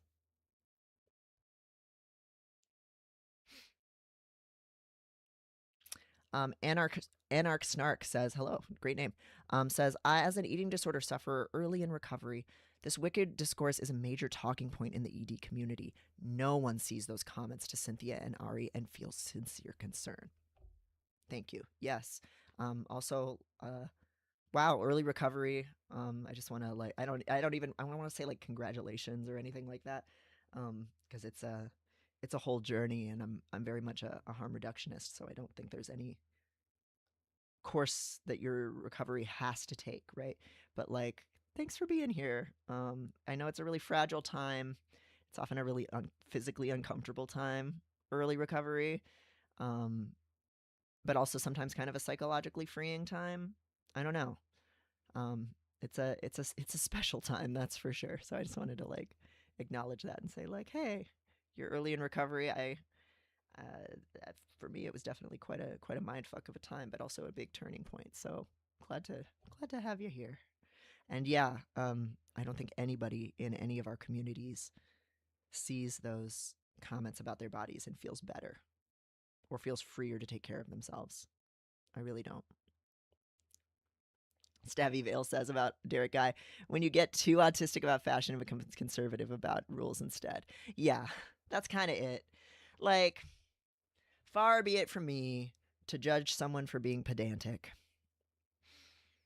I get it. And I do like learning about the history of fashion. But when it becomes these are the rules, where do those rules come from? Who created those rules? Because we're talking about suits, homie. So we're talking about a bunch of like white European colonizers. So why are we trying to maintain that standard? And what standard of dress are we trying to return to? What time period? Who wore those suits? Why? What were they trying to mark with wearing those suits? Who give a shit? Like, they could be wearing fucking Shein crepe paper pants with a fucking blazer that's cut like a bomber jacket to the White House, and I do not give a fuck or a shit. They can wear sweatpants. They can be Cookie Monster PJ Pants girl at the White House for all I give a shit. I would love that. Like, there's nothing sacred here to defend. But Derek Guy is just a lib, so of course he thinks he's conservative. Liberals are conservative. They want to conserve the existing social order. So, of course they do that shit and be like, and they're also homophobic. So they love being like, oh, this straight guy's dressing kind of gay, don't you think? Like that ideology is inherently fatphobic, racist, homophobic, etc.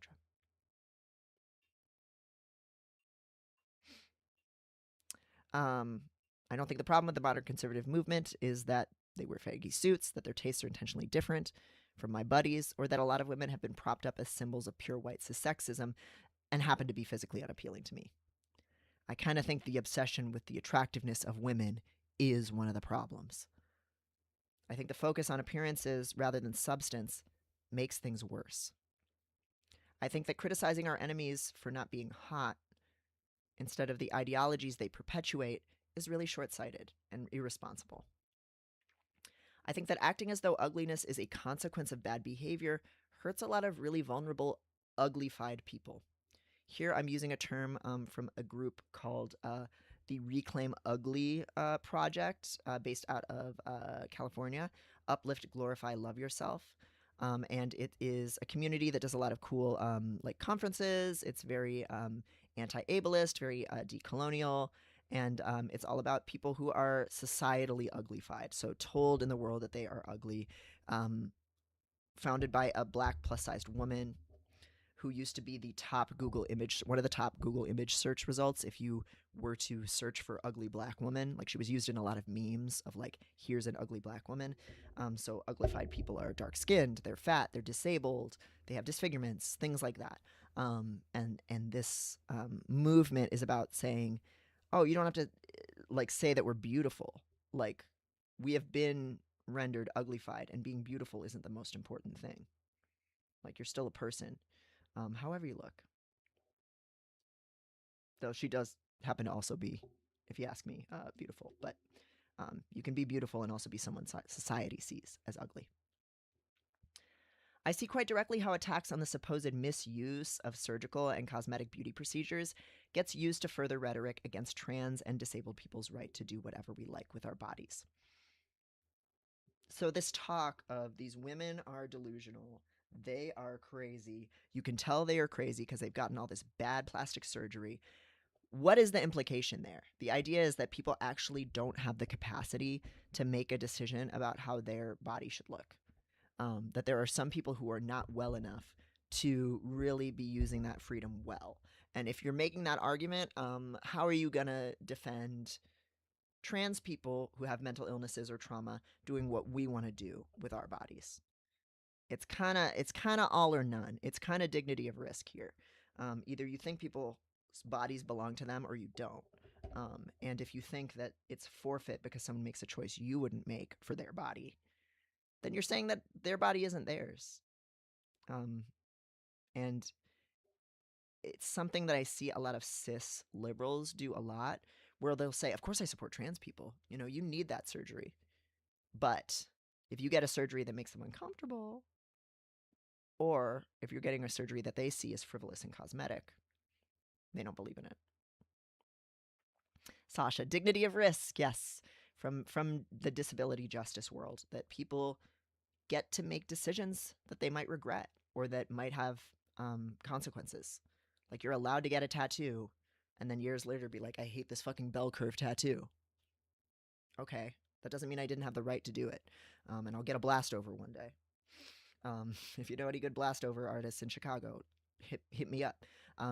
Disabled people are allowed to, or should be allowed to, go out drinking too much, to have a romantic dalliance that explodes in their face, to have their heart broken, to gamble, to make decisions that anyone else can make. And to have the dignity that comes with living with the consequences of your choices. And that means your life is your own. It's something I want to read more about, and it really hits on a lot of experiences I had with regard to being denied agency. Yeah, it's all wrapped up in ableism, sexism, lots of other things. Any kind of paternalistic logic that says, like, being institutionalized, being told that you can't be trusted to make your own decisions.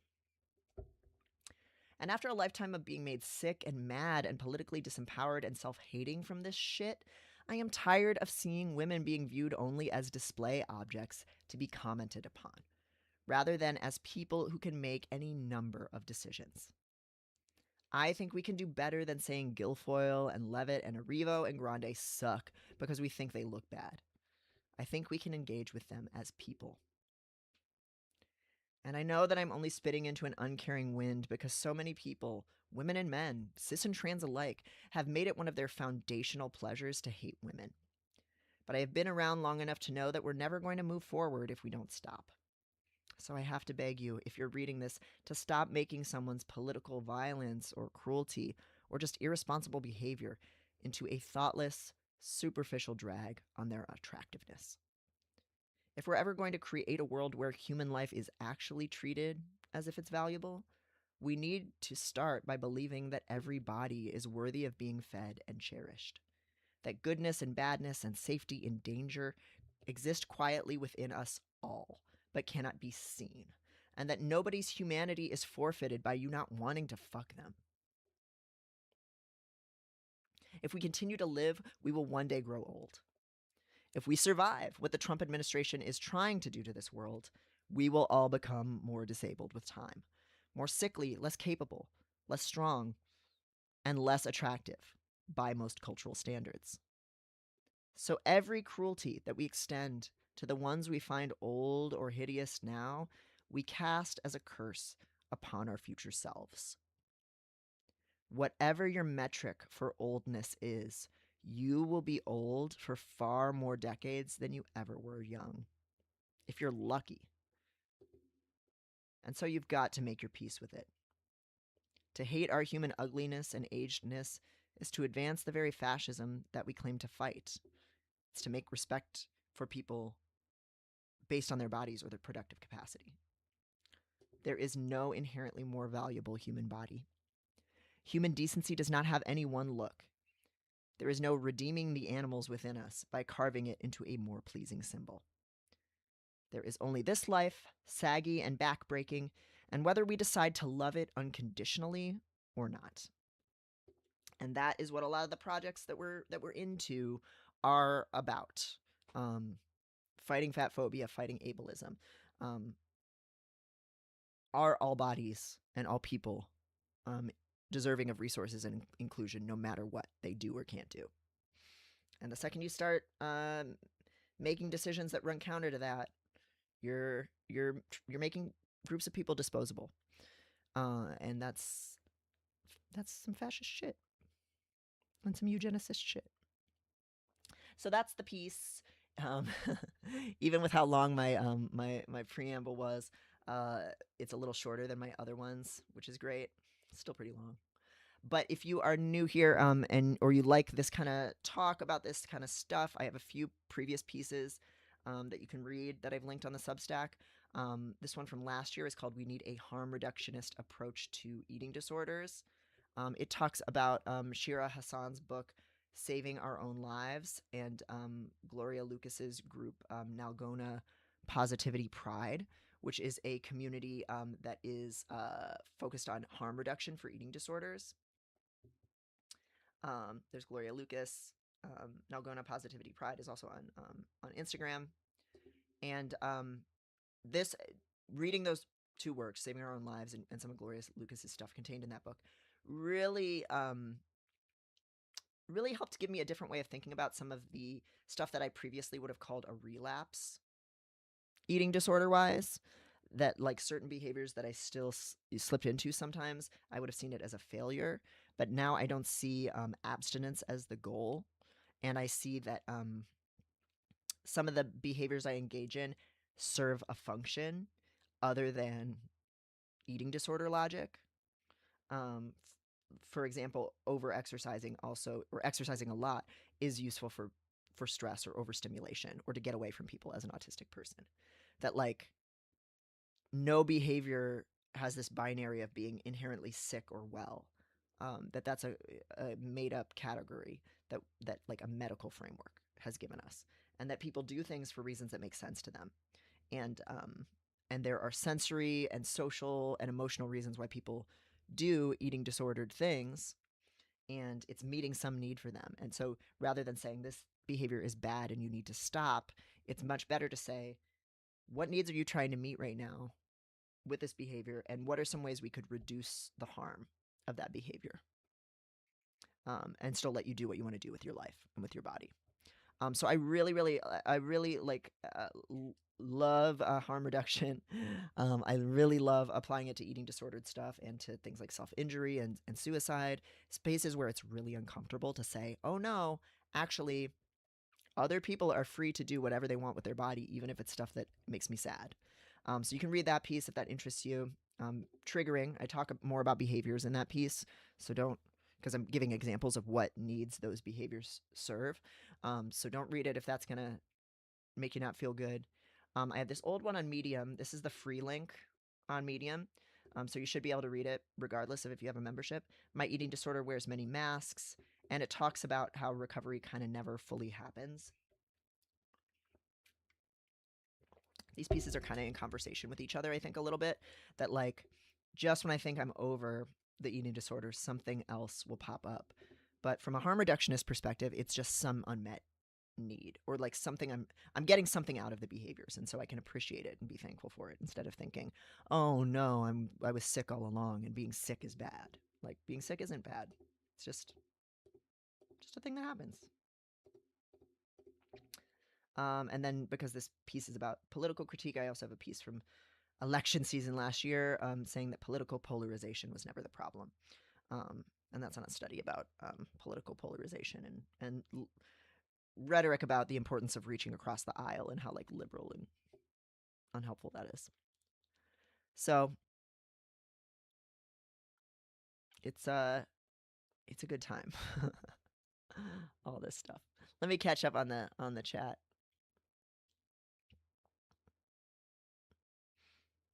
Ann Riley says, half these guys were alive in the 80s. Men wore women's skinny jeans and women wore men's low-waisted jeans because they weren't available otherwise. My high school boyfriend and I had the same hair. Yes. A lot of these politicians that are like saying let's bring back masculinity were wearing like very androgynous things because that was the style at the time. 80s fashion. Women wore oversized stuff and shoulder pads. These standards are also arbitrary, says Sasha. Anne says, exactly. My friend measured how high her hair went by ensuring the tip of her fingers with her hand straight above her head. Mine wasn't as high, but not far off. Okay, so you put your hand like straight up and you just see if your hair goes that far. That's funny.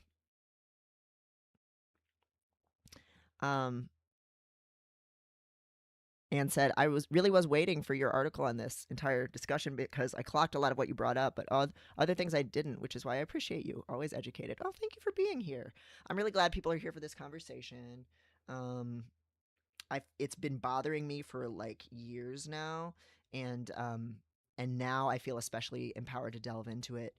Having my whole like feminist awakening or whatever, or like having a little bit more of a way to have coherence in how I talk about like the sexist stuff that I either witnessed or that did affect me, and that does affect me, even having like a huge amount of like male privilege and shit. Moving through the world mostly perceived as a man and having lived as a man for many years, or several years, whatever. And just really being able to sit now that I'm really comfortable with myself, like a lot of the realities of sexism are just like I can feel the pain of it more. When before I was like, that's not about me, and now it's like, well, it isn't strictly about me, but it also does affect me, and I lived it, and everybody that I love, it affects them all the time, and people just act like it's okay to hate women. They just do it all the time. So yeah, it was one of those things that like wrote itself because I've just been pissed off about it for like years. And it's a drum I think we're going to have to keep banging because people love feeling like they have an acceptable target. People love that feeling of, oh, now I can do the misogyny because this person sucks. Like, it's so gleeful on social media how people do that. And the concern trolling and stuff. So, it sucks. Let me switch screen here. So, oh my god, this is a light stream for us. A cool 3 hours. I think I'm going to leave it there. I have another piece that I still haven't done a live stream of yet. A a theory of text of messaging styles and ghosting. So I'm hoping to record that when we're still in that winter lull period, maybe this week or next week. I do want to get back into some video game streaming. I have a few game recs that people have sent me on the Piscord and on Tumblr for things that are kind of autism-y games, character focused, games, horror games, and stuff like that, conversation simulators. So I'd like to get back into that because No, I'm Not a Human was such a good stream experience. It was such a good conversation, and like reacting to the media in real time in that way was so fucking fun. So hopefully we'll get to that stuff soon. But again, if you have any more recs for that stuff, keep them coming. And yeah, I think my next big piece that I'm going to drop is a analysis of how autistic characters are written that looks at the video game Who's Lila, that looks at Sally Rooney's Intermezzo, and also Justine Champine's new book as of December, Needle Lake, that has an autistic protagonist. So using those three works as kind of case studies in various ways that autistic and ADHD characters can be depicted, and just what I personally think of them. So that'll be coming out in January at some point. I just really need to go through it for another edit, and it's a long one. It's like a 7,000 word one, so we're gonna space my work out a little bit here. And Anarch Snark says EDs are all about coping mechanisms, and one important part was to see how my ED manifests in my life, how it shows up in my relationships. The disordered way I showed up in my relationships. Yeah, and also I think we also deserve to give ourselves some credit for some of the things about our behaviors that have been helpful to us. So I talk about that in that piece about how, yes, at a time I was exercising to the point of injury and it was bad for me, and reducing that harm would be good, which could be finding a different exercise, finding some brace to wear, or some way of doing it that's less dangerous, something like that. But it also met a lot of my like stress regulation and energy regulation needs. Like I have a lot of nervous energy, and I feel better when I get a lot of it out. I find it stimulating, it's stimming, especially when I was playing a fuck ton of DDR. It was stimming. It let me zone out. It was one of the only things where I would turn off my brain while I was doing it and feel relaxed. Having these insane mad pride, having these insane rules about how much exercise I thought I needed, it gave me a way to say to people, I'm gonna go. I need to go. I'm done hanging out. Like I need alone time. It gave me a socially acceptable excuse to withdraw from my family when I didn't want to be around my family. I could tell them I'm gonna go exercise, and they would respect that. They would allow that, and they would even take steps to give me that time when normally they would have not been respectful of my boundaries when I was younger. And it would have been really hard for me to get time to myself, especially as like a child. So I am actually now at my stage of like whatever recovery asterisk, like kind of thankful for some of the things I figured out. You know, like some of my behaviors gave me privacy, regulation, autonomy, or a way to express it. And a lot of those needs are still there. And I can still meet those needs. And so harm reduction says, just like, you are the expert on your life. Why are you doing this thing? What do you get out of it? What's good about it? What's empowering? What's sexy about it? Like what feels good? What do you enjoy? In what ways are you really smart for having done this thing? And then what are parts about it that you don't like? What are parts about it that are hurting you? And how can we reconcile those things?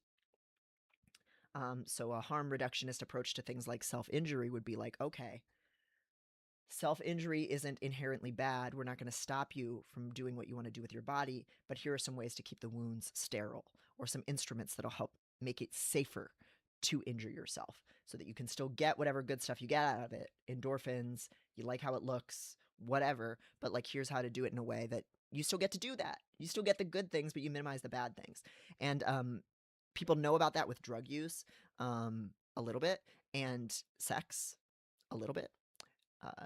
But they don't know that you can apply that to everything. Self-injury, eating disorders, suicide, all of those things. Like the principle is you get to do what you want with your body. Can we help? Is there help that you want? Are you doing something that has consequences where you don't like the consequences? And if so, what are some ways to navigate that?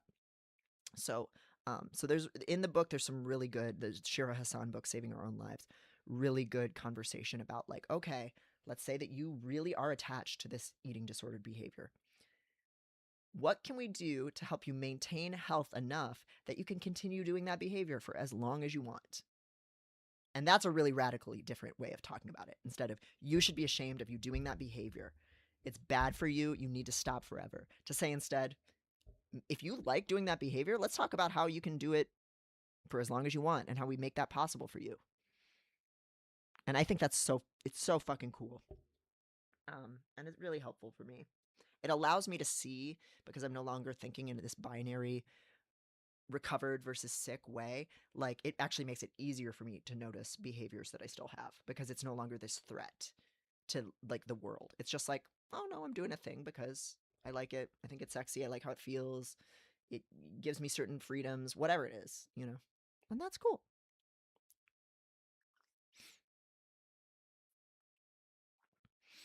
Um, Hello, Male Valence. Good to see you. We're winding down, but it's good to see you. Stabby Vale says, I heard a lot of conflicting things about Intermezzo. Yes, I have opinions. I like Sally Rooney. Um, and as a person, I like some of her books. I like Normal People a lot. A lot, a lot. I like how she writes depression and like meltdowns and freakouts. I think she writes autistic characters better when she doesn't know she's writing autistic characters. And when she tries deliberately to write an autistic character, it came out pretty fucking offensive to me. So that's kind of my really short take, but there's a more complex and fair-minded take in the piece when I drop it. Birdie Bits says, in a crisis, I'm grateful for my unhealthy coping mechanisms because they mean I have a way to cope instead of facing unlimited harm. Yeah, we have to get rid of the binary of healthy versus unhealthy coping mechanism. If it helps you cope, it's a coping mechanism. Like, if that's what you have available, you know, party. People drink to blunt pain, you know? People self-injure for the endorphin rush.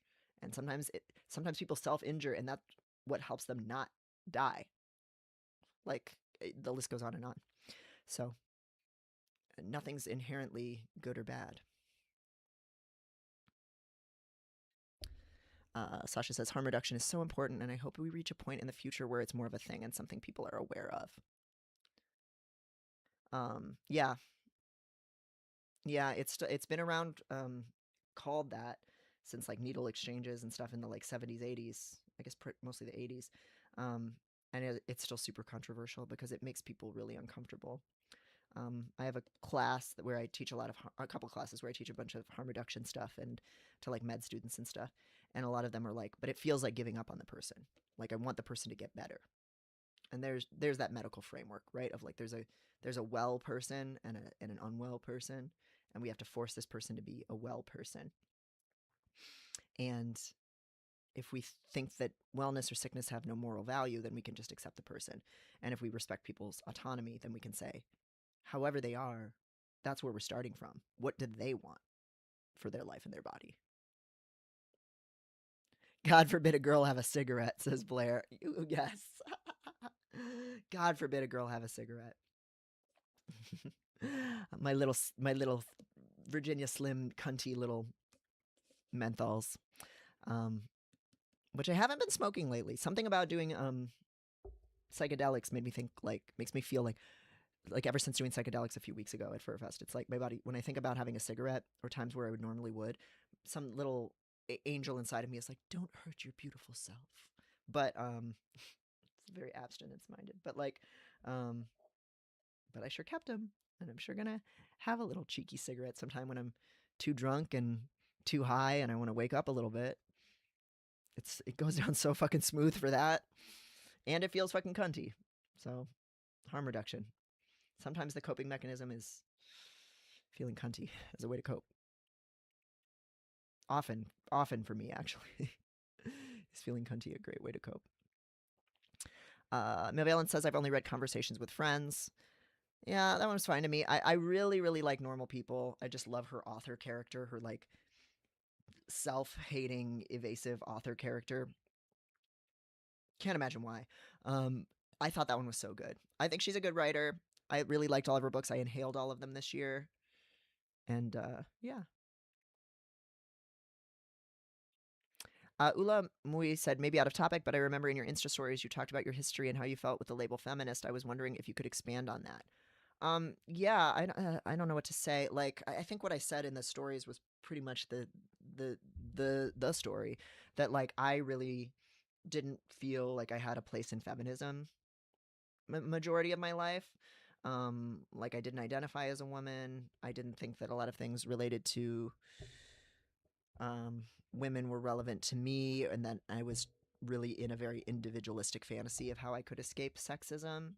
And I thought about things in a very individualistic way. And I felt alienated by a lot of feminist conversations that were very bioessentialist and themselves really sexist. So I didn't see, it was the era of girl boss choice feminism, white feminism, and I didn't see anything appealing or liberatory about that. And so I wasn't really invested in it. Like I would call myself a post-feminist because back then I would, and that's because in my view I already knew I was equal. So I didn't feel like I needed it. Like I felt like I was a temporarily embarrassed white man, which I was. And I had a lot of privileges, even before I transitioned. I had a ton of privileges. People listened to me. People did not condescend to me, almost ever. Certainly not anybody that knew me or that was in an ongoing relationship to me or role in my life, professionally or anything. Like I did not experience what women experienced even before transition. And for some trans men, that's true. And what sexism I did experience, things like sexual harassment, being preyed on, assaults, and things like that, I really thought I could get my own way out of by being strong and tough and being a man and stuff. And I was really dysphoric and I didn't like thinking of myself as a woman either. So I also thought this feminism thing has nothing to do with me because I didn't want to be in the woman group. I didn't, want to acknowledge that sometimes I was being treated in those ways and that everybody saw me in that way. I thought I was something else and I was going to create that reality where I was something else and make everybody get on board with it. And I did. Like from the time I was really young, I just carried myself as if like I didn't think that shit had anything to do with me. And people kind of followed suit. And that's particular to me and like how I communicate and how people receive me and because I'm like white and thin and all these things, and like very verbal or whatever. But people really did just kind of treat me like something different. And then I transitioned and I wasn't as dysphoric at the thought of sexism anymore. And so I could see it more and give a shit about it more. And transitioning also pretty inherently made me more collectively minded because you can't do a transition on your own. You can't make it through the world as a trans person being purely individualistic because you've been marked as societally different and you are doing something that goes against the mainstream grain. And so you are very isolated and you have to put actual work into building community. And so I became more community minded and I became more of a leftist, and eventually an anarchist. And so all of that meant I was caring about what happened to women more and seeing it as something I needed to care about. And I was seeing from the fucking start the huge disparities in how trans women were treated compared to myself. So I found it kind of in some ways easier to care about trans misogyny than to care about sexism, because it was so obvious to me, and because it was something that wasn't personal. I could see other people were being treated unfairly and that was obviously unfair. Whereas sexism was a harder thing to navigate my own relationship to. And so that's where I was at for a very long time, where I was like, I'm a fighting trans misogyny person. I'm fighting gender norms person, and like notionally, sure, I didn't believe sexism was correct and I thought it was a societal force, but it wasn't really central to my politics and my detransition, its zishin journey, whatever you want to call it,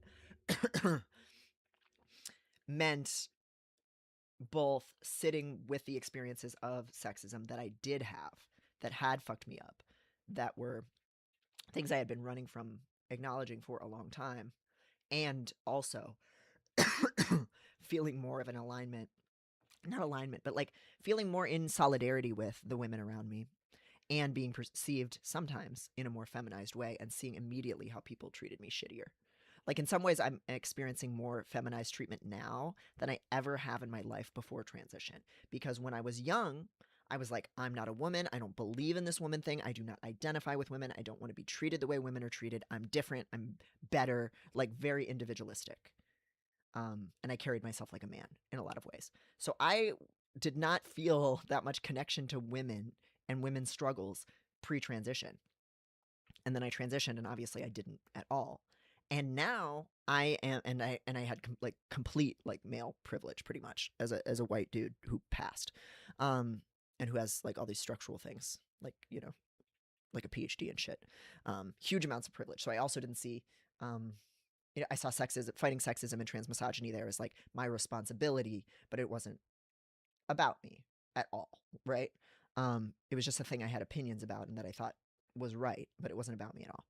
And now, for the first time in my life, I'm more consciously choosing a more feminized position of saying, I feel an affinity with the girlies in a lot of ways. I like presenting in feminine ways. I don't mind if people see me in a more feminine way.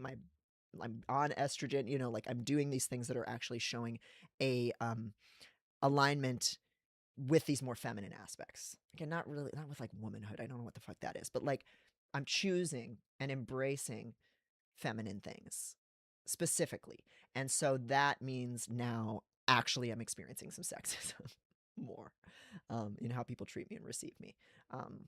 And also letting some of those feelings in for the first time of like, oh, some of this shit was happening. Some of this shit was always happening when I was younger. I just didn't want to look at it or think it had anything to do with me or think about all the women who were going through it all the time. And that's the thing I was really crying about on psychedelics at FurFest.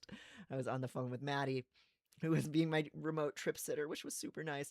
And at one point I was telling her about, and this was a really big part of my feminist awakening, how people treat the other Devin Price. Friends of the show will know, our good homie, Dr. Devin M. Price, a woman who works in public health and is also a social psychologist and is a friend of mine.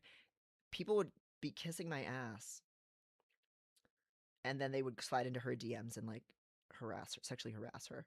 And there was this one case that has really stuck with me and sat with me, that this trans guy was really always very obsequious to me, and then was like sexually pressuring her, being really inappropriate with her, and just like thinking about how arbitrary and unfair all that stuff is. Um, like it just made me really sad, you know? And it made me not want to be in that world where I'm the one being treated that way. And that's not the only reason, right? Like that I've made the transition decisions that I've made, but I think like for a variety of reasons, it feels good to be like, no, I want to be in this thing too, in some way, in the way that works for me. You know, like I'm not a woman. I'm not like actually detransitioning in that sense. I use that term for a lot of different reasons. Um, also just like kind of normalize how nonlinear transition journeys are. But like I just had this realization of like, wow, I really actually can feel and better understand and see these disparities in how people treat women and give a shit in a way, and see it as like a really central force in society, that it's not just this like little unfair annoying thing, that it's like a very central part of how society is structured. That you have to understand capitalism, colonialism, anti-blackness, and patriarchy, to understand how anything moves, just as a starting point. Like you can't understand those things without also understanding transmisogyny, fat phobia, ableism, like all these other things. But like I think I really didn't have like a good framework in my mind of how like central like sexism was to all of it, and how it's really everywhere. Um, it's one that people don't take as seriously sometimes. Um, Even though we had this big like white feminist movement that like drowned every other like feminism and womanism out. So that's kind of my journey of it. I think it's about kind of really like letting in how real it is and really choosing to care, when for a long time I was I tried to not. I tried to not care and tried to think, well, I'm okay. Like one can escape these things if they just make certain decisions and like decide to be a man or decide to act like a man, because that had been my experience. But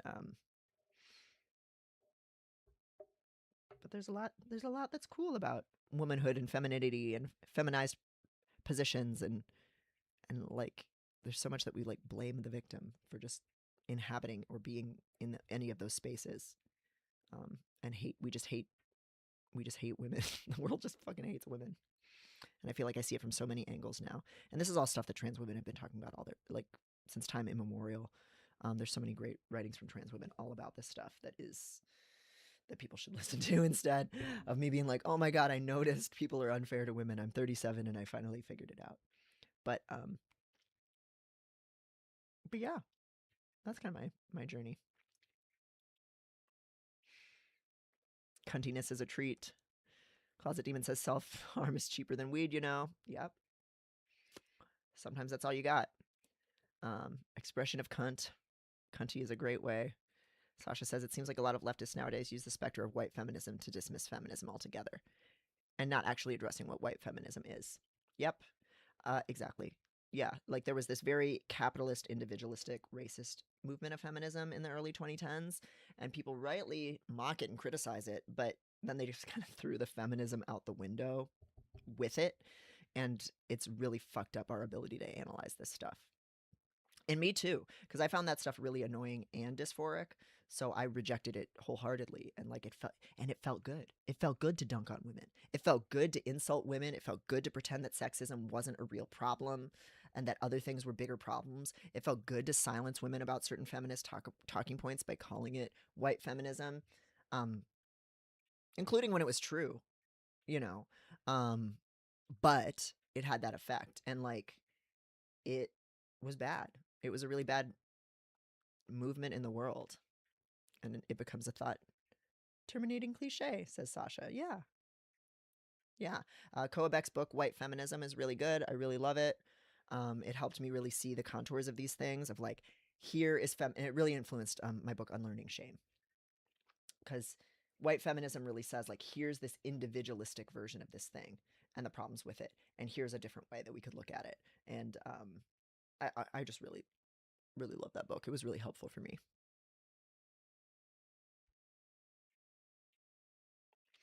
And Riley says, you didn't have far to go as long as you got there.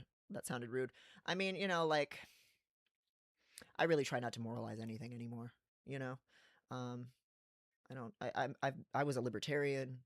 I believed all kinds of things, and I don't really like, and none of my opinions have all changed so much that I don't ever think I'm in the right place. Like, so I for me, don't even think like, oh, I got where I needed to go, and I'm so ashamed I used to be in that place. It's like, this is where I'm at now.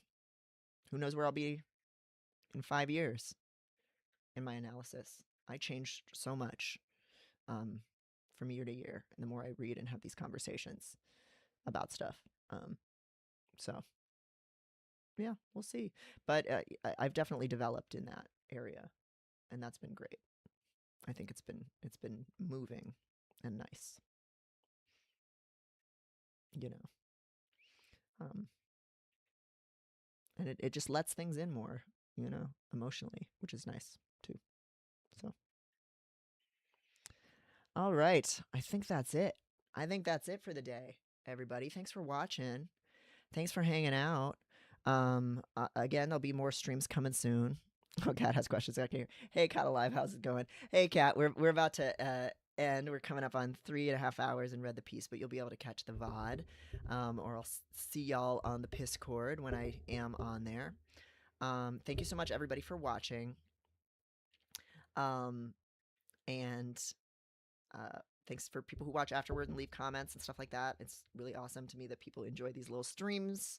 I find them really fun and enriching to do. I know I say that every time, but it's true.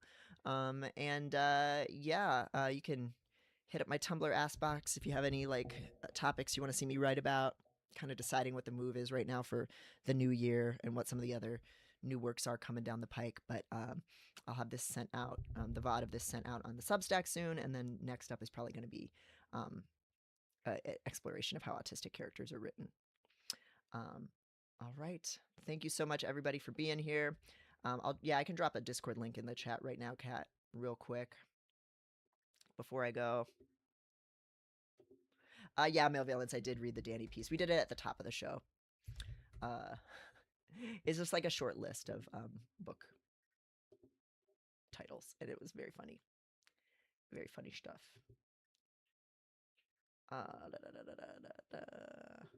Invite to server, copy link, put it in the chat.